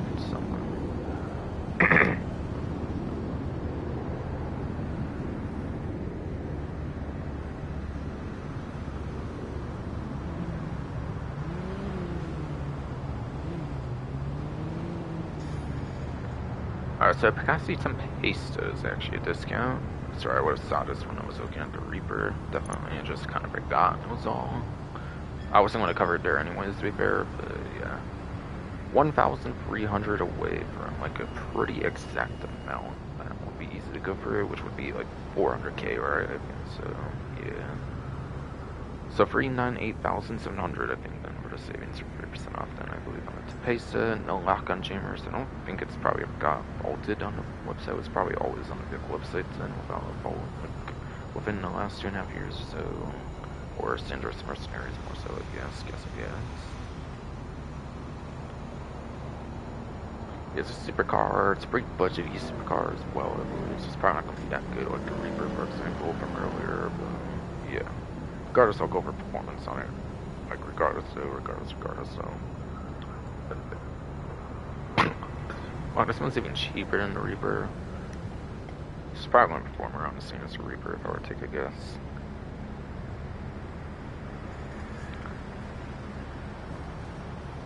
But this one's apparently in the D tier,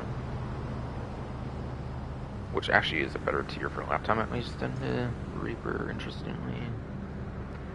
Actually, it's good enough for 23rd place for a lap time, though. Considering like at least 3 supercars, I want to say it might be even like 26 now. Since again, especially since the last thing when it runs.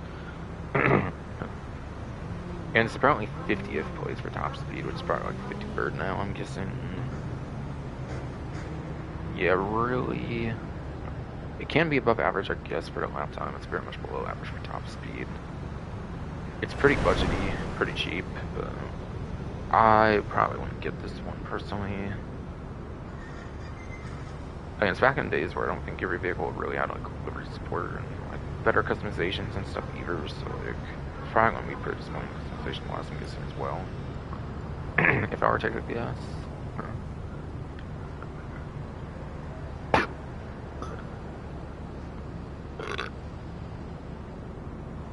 Yeah, import-export was start trade prices, but I think it was only for like special vehicles. So it definitely does not have a trade price. It's definitely only a buy-down price on that one.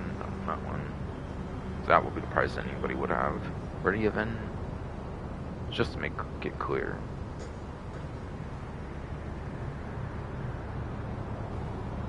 After that is a classic Mamba, which yeah, I kind of saw that earlier. I think as well to Reaper. So there's a couple of things down from it. But yeah, the Mamba, no lock on jam or anything, so it's probably never really been faulted, I'm guessing, from the website at any point. So cool. 1,500 away from 300k is 298,500, I believe. 298,500, I believe. Yes. On that 30% discount. Yeah, Mamba's a pretty retro nostalgic vehicle back from like GTA 1 or something. 2D Universe game, I believe. So it is in the top-down games. I mean, that's all it is in the GTA series. I mean, so it is pretty like retro nostalgic, which I do enjoy. I do like those kind of vehicles, personally. Yeah. Because the sports classics, and it's also not as good as like those old school supercars that tend to place there. It's definitely not a top-tier option, I would say.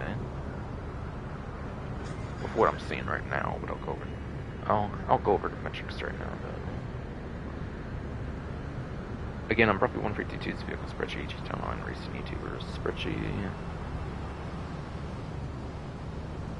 It is apparently at the top of the H tier, which is 25th place as well as 20th place for lap time top speed. And that was out of 50 sports classics. Now I think there's like 53 or something. I think every single one was probably better for a lap time, so that probably makes it like 28th now. See, I think it's definitely below average for the class for a lap time, which is again a more important metric over top speed. And top speed is even going to be like 23rd or something, so it's really not like it's going to be that crazy good or anything. So I'll get it for the retro nostalgic stuff. I do know they did eventually add back, or they didn't add it back, but they did actually eventually add livery support to this vehicle in the after hours update, I think like 3 years after its initial release, or about 3 years after initial release, so I can actually confidently say this one does have livery support to it as well, and it's an older vehicle, because they actually went back to it and gave it some liveries in the after hours update, I think. So I mean, it can be a little decorative, fun for customization, I guess, but yeah. Besides for that, and the retro nostalgic series, not good performing though for the class. It's in the 20s, which is actually not necessarily that good, especially for its lifetime.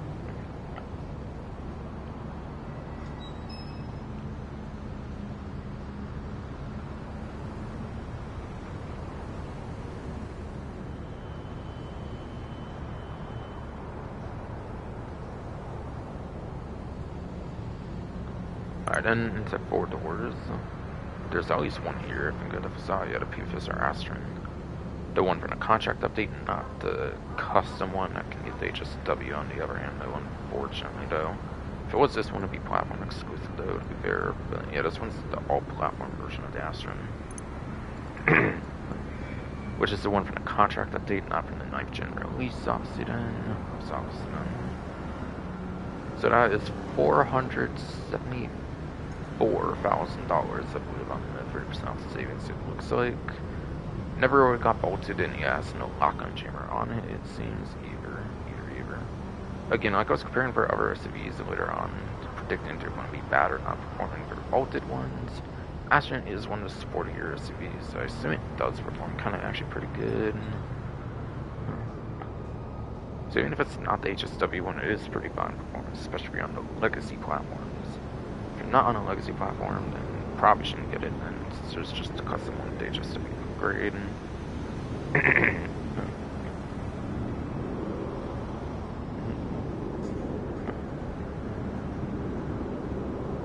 But yes, so for the SUVs class, the regular traditional Astron is actually in the A tier. In fact, it's even in the middle. In fact, it's even, yes, in the middle of the A tier. Which is the 10th place for lap time as well as 10th place top speed actually as well. So it's the same placement for both apparently. I don't think there's any SUVs in this update, so yeah, I think it's still the same obviously. So good if you're on the legacy platform, especially where it would even be higher than that. I think there's like 4 HSW SUVs, so actually even be like 6 and 6, I think. Which is top 10, which is still pretty decent, I would say. And yeah, even on newer platforms, even with the Astron Custom, it could be a good backup option if HSW is disabled or something, I guess. But if you're on those platforms, maybe just go to Toros for a non-HSW, maybe. I mean, I know that one has like an advanced handling flag, so if you want like a better driving experience, maybe the Astron would be better. Maybe.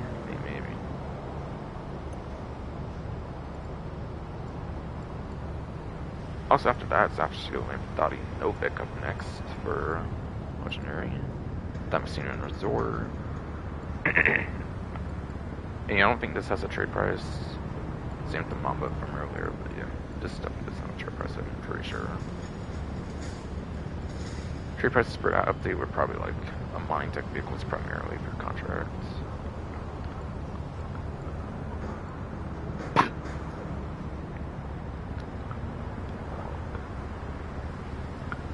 And then Damasceno Resort wasn't really known for trade prices, so I don't really know if it got put in the... Yeah, I don't think it got put in the casino heist, I could be wrong. Like, even if it was from Resort, it could have been put in casino heist and got a trade price that way. I'm not really sure about that. So I'm assuming it's basic price, but yeah, 608,000, 425,600.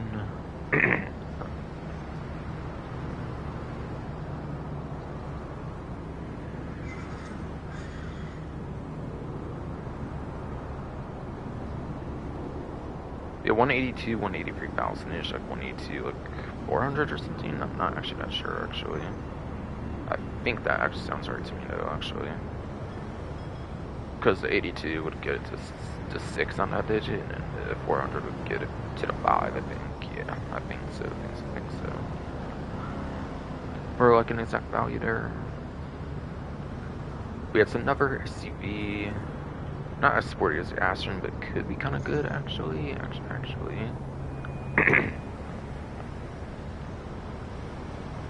actually performs better than the Astron. Actually, it's at the top of the A tier, being an 8th place and 8th place as well for both autonomy and top speed, actually. So -4 for no HSWs, that's basically going to be like 4th and 4th, I think. Or actually, Novak actually already does better in the Izzy Rally HSW, so actually only goes up to 5th place. It looks like not 4th, unfortunately. But yeah, top 5 and top 10, no matter the platform, is really, really good. Definitely. Definitely. It's not in the bottom spot like the Aston, for example, on the newer platforms. And it's not like it has a better version of it like the Aston does either. either. So yeah, Novak's a pretty good SUV discount, I would definitely say, regardless of your platform. Both of those are actually pretty solid SUVs. Cannot go wrong with either of them.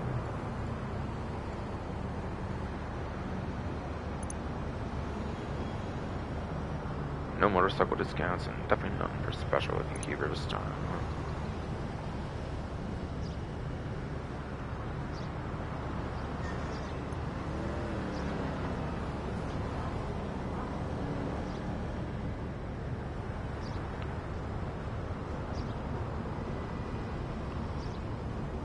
Alright, yeah, Warstock has a discount apparently. Okay. 2 discounts, actually, I think, even, as a matter of fact. I think there's actually only 3 discounts left. It looks like in 2 the 3 are looking to be on Warstock, actually. So 1 looks to be the Phantom Custom, I think, which is 1 to 2 for the MOC, I believe.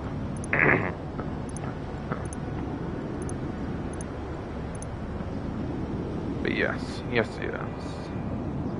For whatever reason, the Phantom Custom's on a discount at 30% off, of course. It's going from 1,225,857,000 857,500. Yes.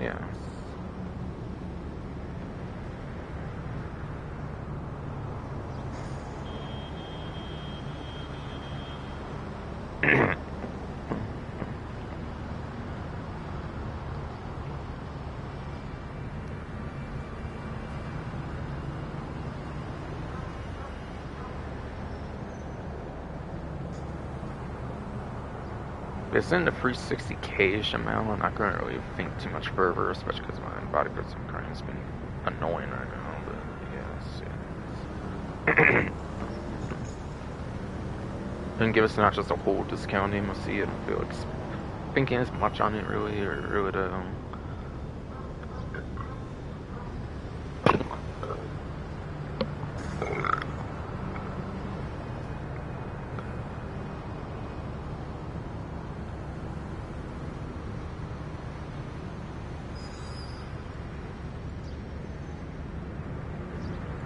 But yeah, whatever 360k-ish discount, whatever it has though, for 30% off though.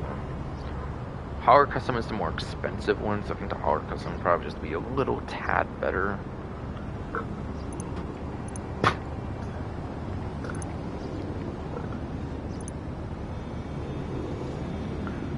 Like personally, I think the cab is like one of the parts that matters the least aside for the interior color, I think.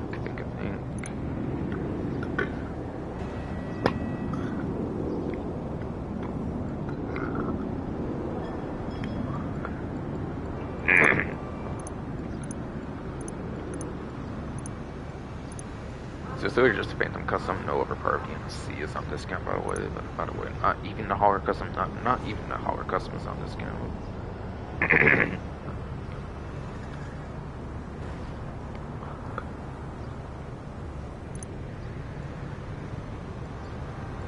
But yeah. Yes. So Howard, I think, is a bit more expensive, so I think it's actually a bit better performance-wise, or something like 1 placement or so it might have slightly better performance. Like, the Phantom Custom's not that much worse. I think if you did want it for some reason, for the discount right now.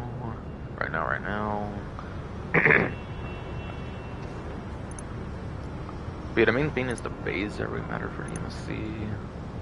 Command Center, I think, gives you some weaponry, obviously, on it, so that's kind of nice. The only reason I don't do Weapon Vehicle Workshop is because of the Weapon Workshop, you get 1 more storage to store personal vehicle instead. Like back then, before the like Avenger came out, I would say for sure the Weapon and Vehicle Workshop was the way to go. But yeah, once the Avenger came out, it was better just go to Weapon Workshop. Nowadays, they use it for the one extra person. Nowadays, they use it for the one extra person vehicle storage, so you can spawn whatever you want from like the interaction menu. I think if you do it that way, you can actually spawn it much more conveniently for whatever vehicle you want to put in your order, like for the mechanic as well, which is actually very nice. Especially if you do like a smart vehicle choice in there, that's a really good spawn convenience for something as well.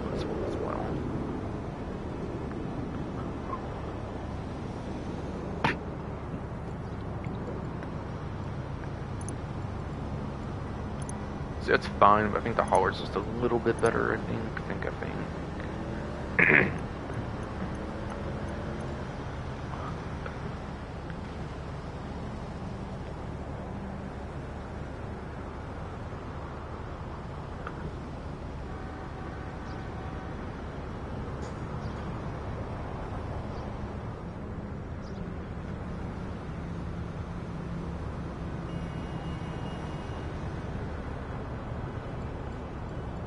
And yeah, it's glitch discount for me since it's a free thing from like a holiday gift or something, but I had it beforehand. Yeah, but it's actually on a 30% discount for the general event. It's $1,750, whatever 30% off of that is what the discount is. But it's a CO vehicle, it's very, very good. So your CO vehicle is a very good CO vehicle. One of the best CO vehicles you can actually spawn as well.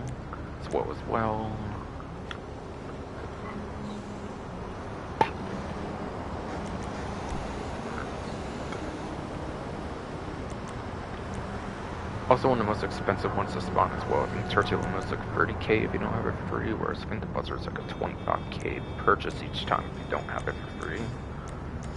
So 100% I would get it for the CO spawn.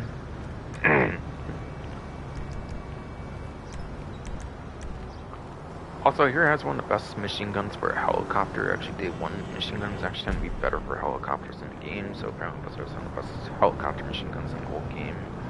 There are not explosive options, of course. I mean, like regular bullet options. I mean, actually has one of the better machine guns of any helicopter.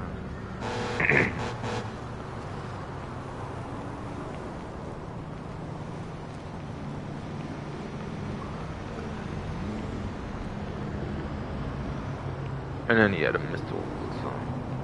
Missiles are very basic on it. It's 2 missiles with a 2-second cooldown after firing both missiles at the same time, or like close together or whatever.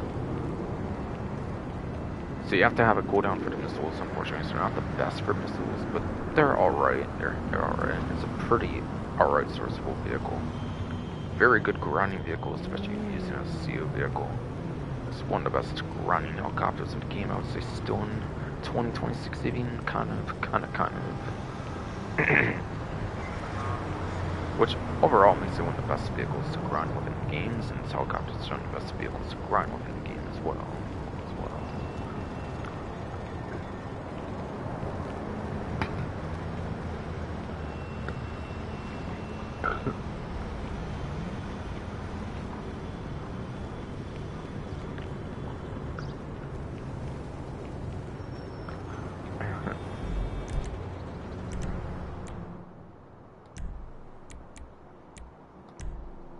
Also, if this is chopped up, you can actually get tier 4, you can get it for free as well, so you can actually get it for free still if you do have the newer platforms. Yeah, on legacy platforms, definitely take advantage of 30% off the buzzard for sure. Newer platforms, I would probably just get it for this. I don't know if the personal one you get for this gets you the free CO version or not. I don't know about that, but it might. might.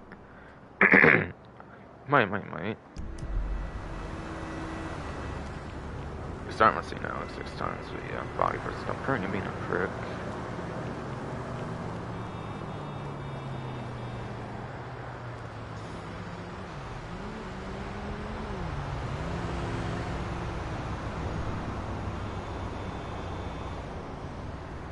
Alright, so I think there's only one stubborn discount looks like left on the vehicles already, and that's gonna be that is gonna be Well, I'll show what's going to be when I get there, basically.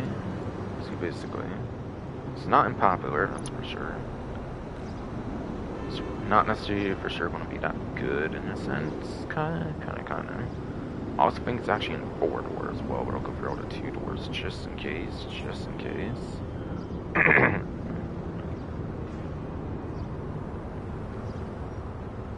But of all vehicles on the website, it's actually going to be the Dinkasigoi. I don't actually have the trade price on it, but it does have a trade price on it. And yeah, Buster definitely doesn't have a trade price. It's day 1 vehicle, so yeah, that one definitely doesn't, by the way. Same with the MSC, that does not have a trade price, I'm pretty sure, as well. Or the Phantom Custom, or even the Hauler, of course, as well.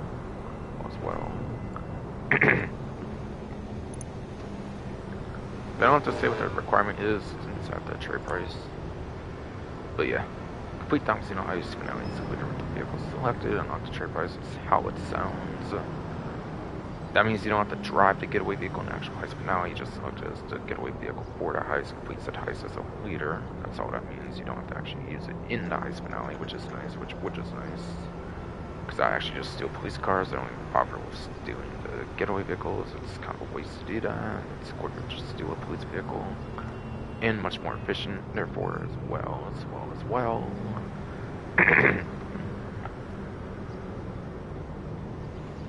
No lock-on jammer, it's just going to be for that, basically. So it's never been bolted either, but then no lock-on jammer on it, then. But yeah, by now, 1,224,086,800.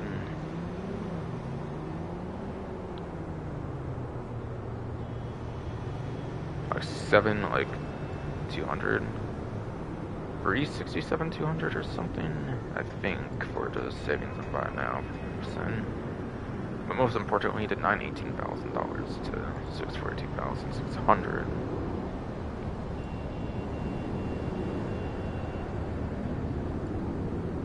$218.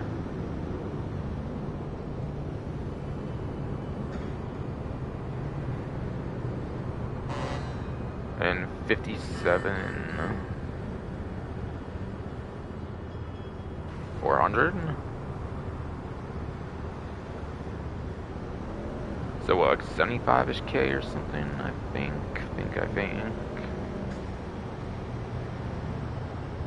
I don't know, something like that all around there. I don't really care too much. Whatever. Don't need to say it exact to give the most idea how much savings you get. Yeah, it's a 4-door sports car. It's in the most populated class, but also it's a pretty bad sports car, I think, as well, unfortunately, for the last discount. So I would just flat out avoid this discount unless you're getting a customization for preference or something like that. And yeah, so we have to top the L tier, which is like the 4 force tier in the whole sports class.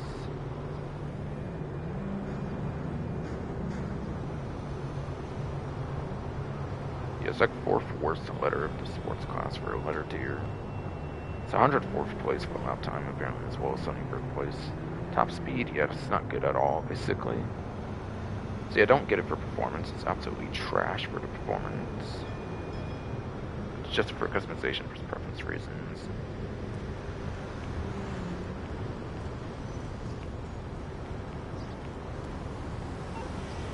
Yeah, outside the last discount. Apparently. But I would just make sure, I guess, just in case after I think it's DK, actually. Hold on. 8,077,493. Okay, whatever.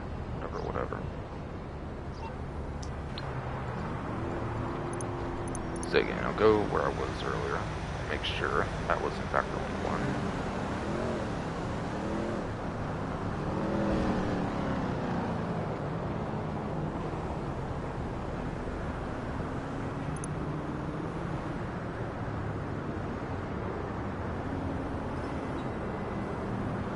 None for off-road, yeah. No luxuries. Motorcycle is something not, surely.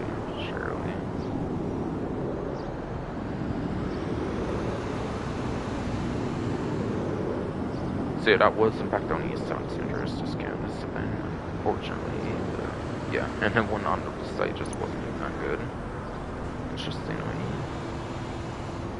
Alright, so now it's HSW time trial and like gun van basically. Basically.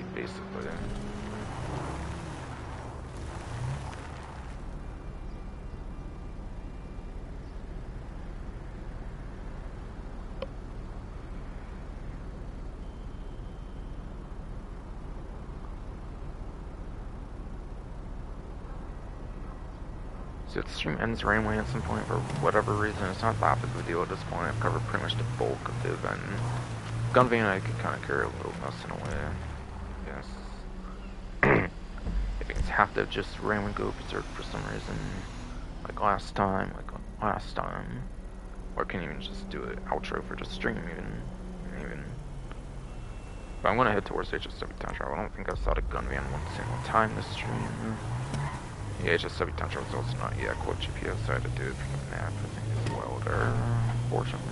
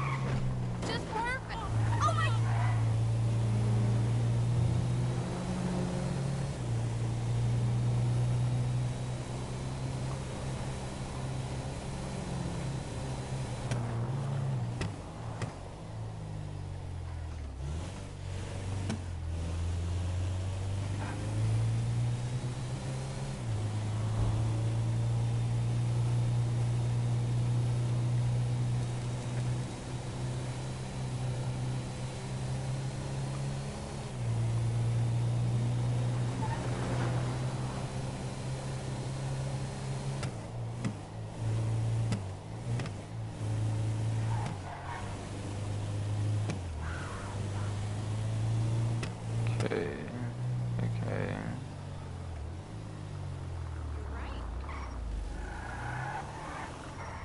Am I the only one who works for a living? Whatever. Serio? And yeah, that's right, it's just a heavy vehicle. I'm just memeing so much with the Kator, I was trying to use it for damn it. Or I'm not CEO, what am I doing? I don't need that many. Or actually I kinda do the despawn the vehicle, that's what I was doing here, just didn't realize what I was meaning to do for some reason. Again, I was too into the memes of Kator though.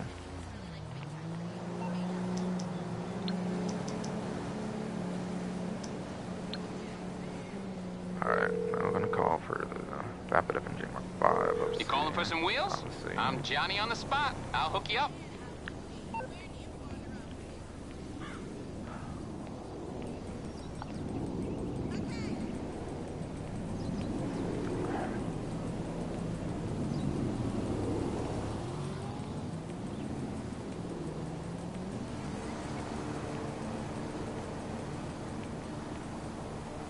Sorry, man.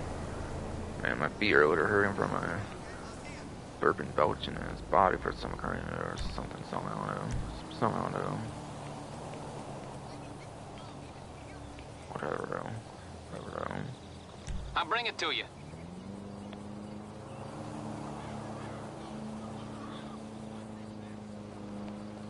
So I was walking pretty heavily for 3 days straight as well for Pokemon Go All Out event, of course.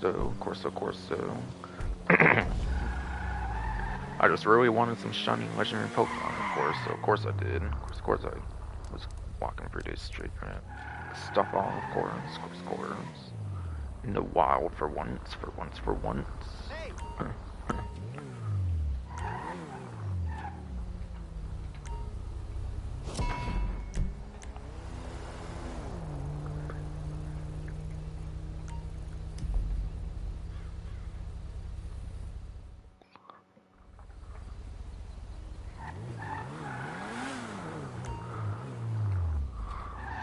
That car's a beaut.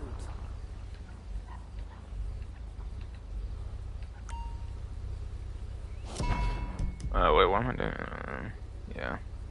I think I did that because I'm not actually sure if I want to do the gun ban first or not, or going over the contents. If I ever do that, I feel rather than depend on a low note for me personally with the gun ban. I'd rather do HSW Tundra at the end personally.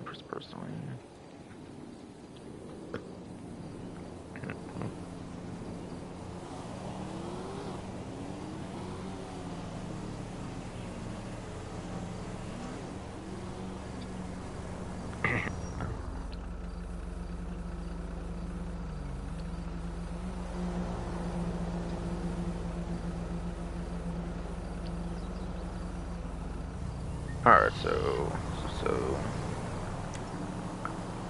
the RPGs apparently the gun van, rocket propelled grenade, it's the manual version of course. While I do have to aim it manually, it can do more damage than Omi Launcher in enough cases to make it worth getting, I would say. Some armored vehicles and stuff you can definitely destroy quicker versus other ones if you do the RPG. I know electric Monty Tech, I think the RPG and Omi Launcher will do the same damage, for example, with some like patrol tank mechanic, but there's a good amount of them where you actually get more damage out the RPG versus the Omi Launcher. So I think it's good enough to get it alone, even if it's like much harder to use for the average player for some reason. Like it is worth it, of course. For those manual shots, after all.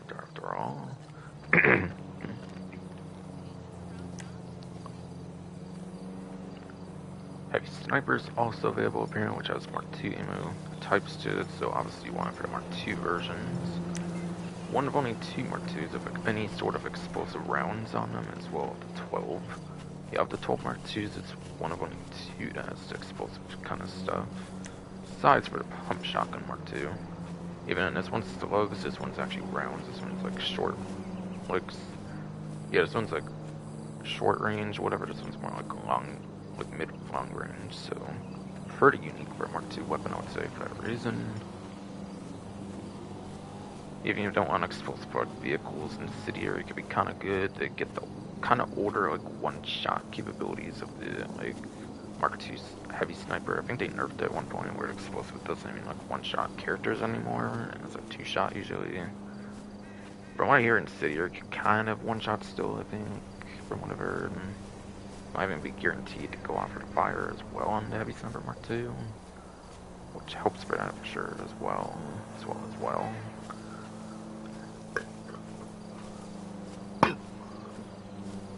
So the rounds you want kind of depends on like what purpose you want for destroying vehicles, one shot in like other players, whatever.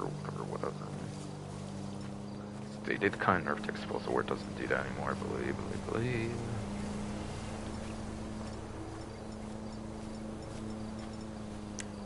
That's one point, at one point, and still to this day I'm pretty sure.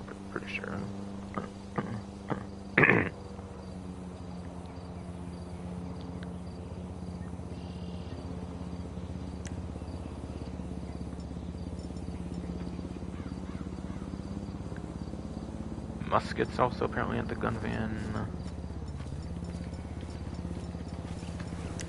Yeah, maybe it yes, may seem like a meme weapon, but it's actually pretty good for taking out the Oppressor Mark II, so it is not just a meme weapon. It kind of is for that purpose, I guess, but as well still. But it is generally pretty good for long-range combat, for trying to like one-shot a character or something. Hence why it does seem to be kind of good for Mark II Oppressors. So it is actually kind of able to be good.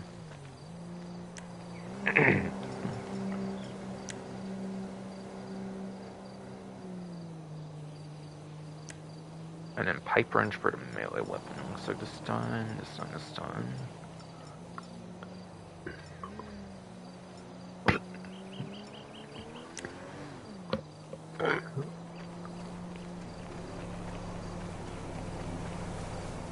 But yes. I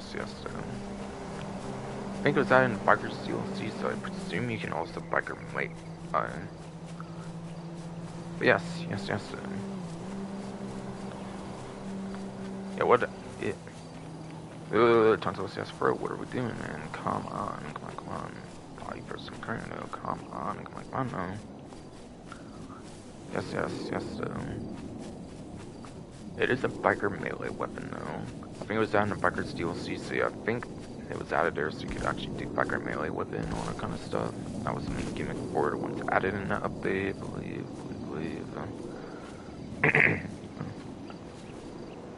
So you definitely should be able to biker melee on that one.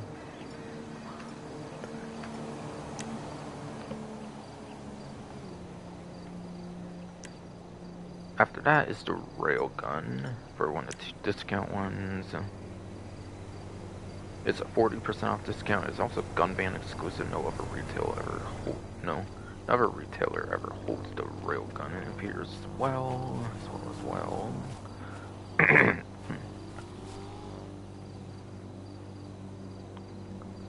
There's an easy trick you can do as well with it that makes the ammo really cheap too, so that's a huge reason to get the weapon as well. So if I use like 3 of these, for example, I think it's like the most I was using 4 of the trick I'm out to show. Go into CO menu where you can also use the mirror weather one, it works super well. CO one's just a lot more instant next to your feeds, that's also the advisable one to do it with. Yeah, drop ammo for 1,000. Where is it? What the heck? Okay, there it goes. Took a little there somehow. But if you go into ammo menu, railgun, like for that, it would be like 2,100 for full ammo. Doing it that way, it's only 1,000, even from 0 to 20 if you do it for the ammo box. For whatever reason, makes the ammo really crazy cheap on this weapon, and it makes it super usable compared to some other heavy weapons of the class. 100%, it's a very good weapon. Even with all the nerfs, it somehow ends up being really ridiculously good. Just because of that alone. Even with all the nerfs from single player down on, it's good alone just for all that. With all the spam you can do with it.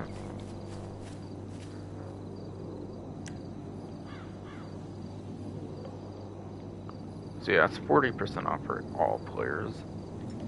And last but not least, there's up an atomizer for 30% for plus before I go into throwables and the armor.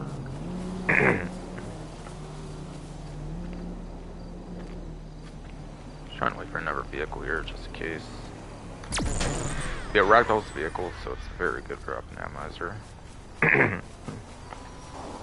Especially good for getting vehicles unstuck during like a business sell mission, if you're like selling cargo or something, so it's very good for that.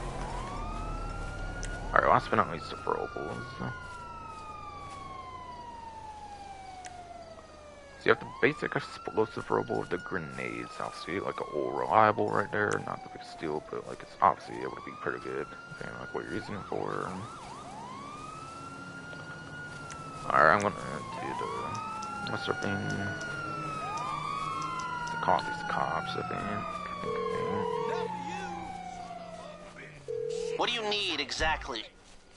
I take it this isn't purely a social call. Of course not. You're in trouble and you need my help. No problem.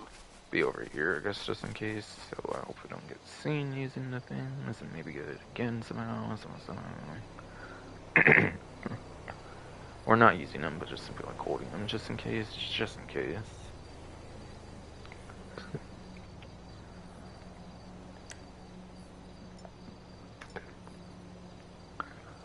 Wait, there was a pipe wrench for a bikers update. There's also the pipe bombs, apparently. Biddies. One of the best drive-by throwables I found, since stick bombs actually blow up in your hand if the like cops or anybody shoots them. AI especially shoots the stick bomb in the hands pretty easily. Other players can if they know what they're doing as well, so the pipe bomb is a really good drive-by throwable. Especially against the AI, of course. I have precision and accuracy, of course.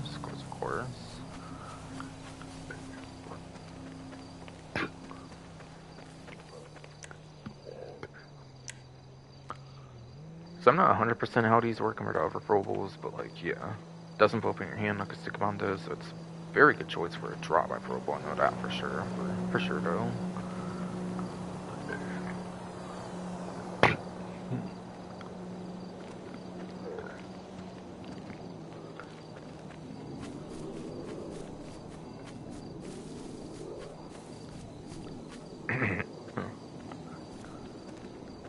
For sure though. Do not blow it in the hand like a stick bomb does, so very good for the drop by throwables.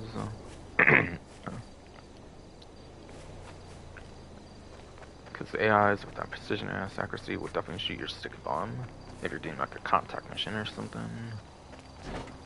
I find. And speaking of the stick bombs, that's actually the last of the throwables. So those blow up whenever you want with like left on D-pad. So it's a very good utility one, not just for being able to do it whenever you want, but it's also useful for blowing up armored truck doors to do the pre-mode event of the armored trucks that they eventually brought back since like the launch of the game at some point. Just not as exploitable, I suppose.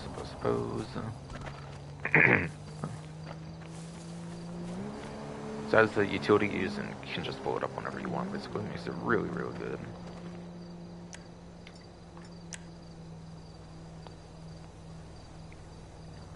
And obviously you have your armor. They don't mention it anymore on there, but I think you still have armor available. Pretty sure.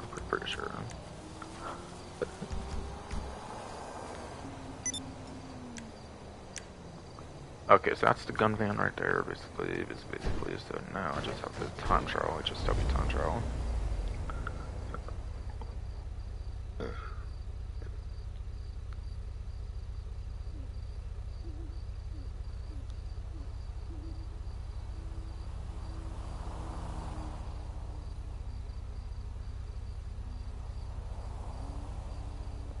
My YouTube studio is going berserk, but it seems working.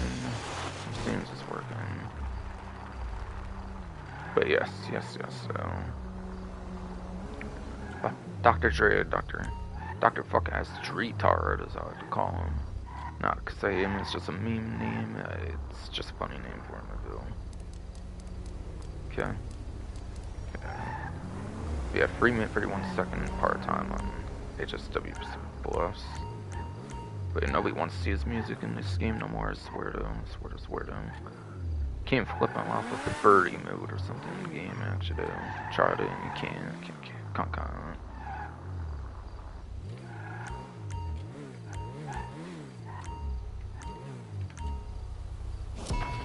Seriously, they censor emailed on a virtual character. It's so dumb though. So dumb though. It's been a while if I got marked it then. My bad.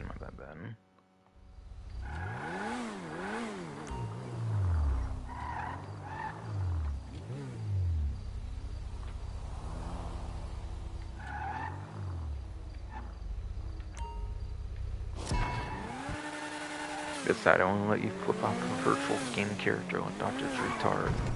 Oh, what am I doing? I have to go to one route. I don't want to take the roads. It's not ideal. Sorry, I'm all over the place on this one because of this fuck-ass body, but some current shit though, I swear to him.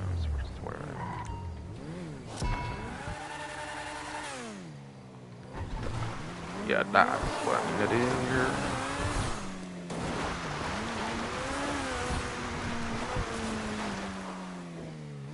I messed up a little bit, but again, I'm kind of all over the place right now, so that's probably why I would have done. Okay, I actually had a size for that. Yeah. Okay. Try it though. I'm gonna try it though. Yeah, I mentioned shortcuts. I meant to maybe kind of, but my bad. Kind of explain what I did later. Maybe remember to or care to. But I'm done. Oh, come on.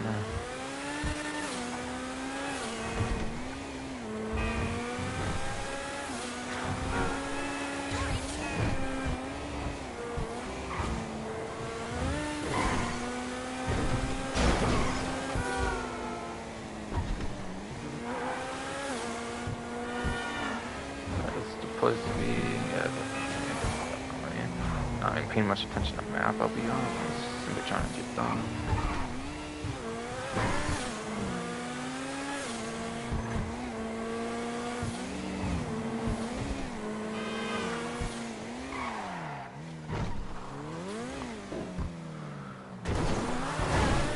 Yeah, I like to jump off the casino there, so that's where those beginning shortcuts. That's right there.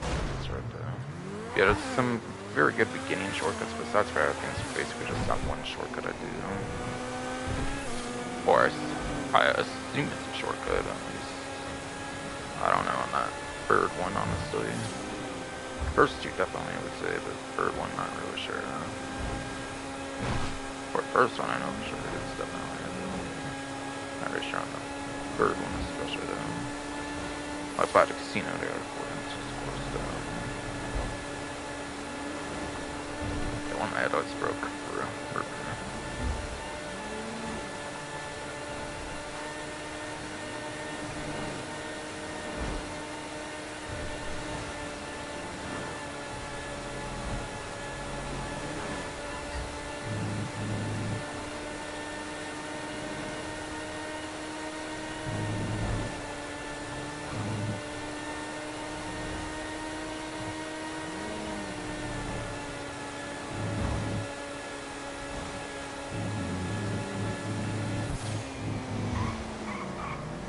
vehicle is kind of almost got much more in my way, but kind of managed to make that work. I think.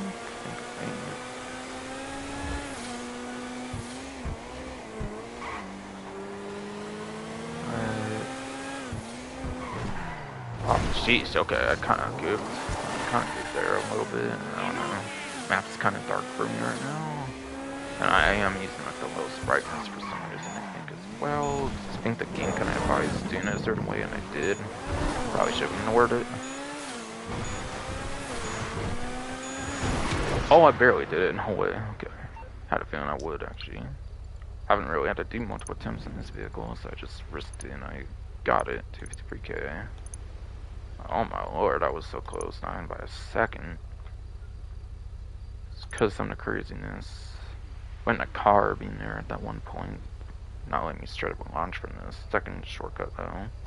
Blame that shit, mostly making it go that long, honestly. Everything else I feel I would have had it like a fine bit better. But yo, I don't have to attempt again. Let's go. Let's go. Alright, I got me $8,329,493. Okay, cool.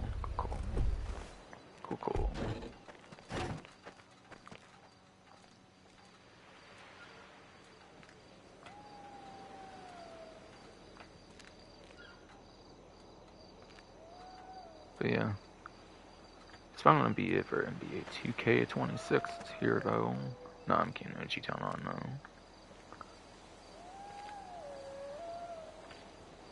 But yeah, next stream. Shoot. Did I mean it is one of the 4 Red Dead? I forget actually. Whatever though. Red Dead next time then. If so.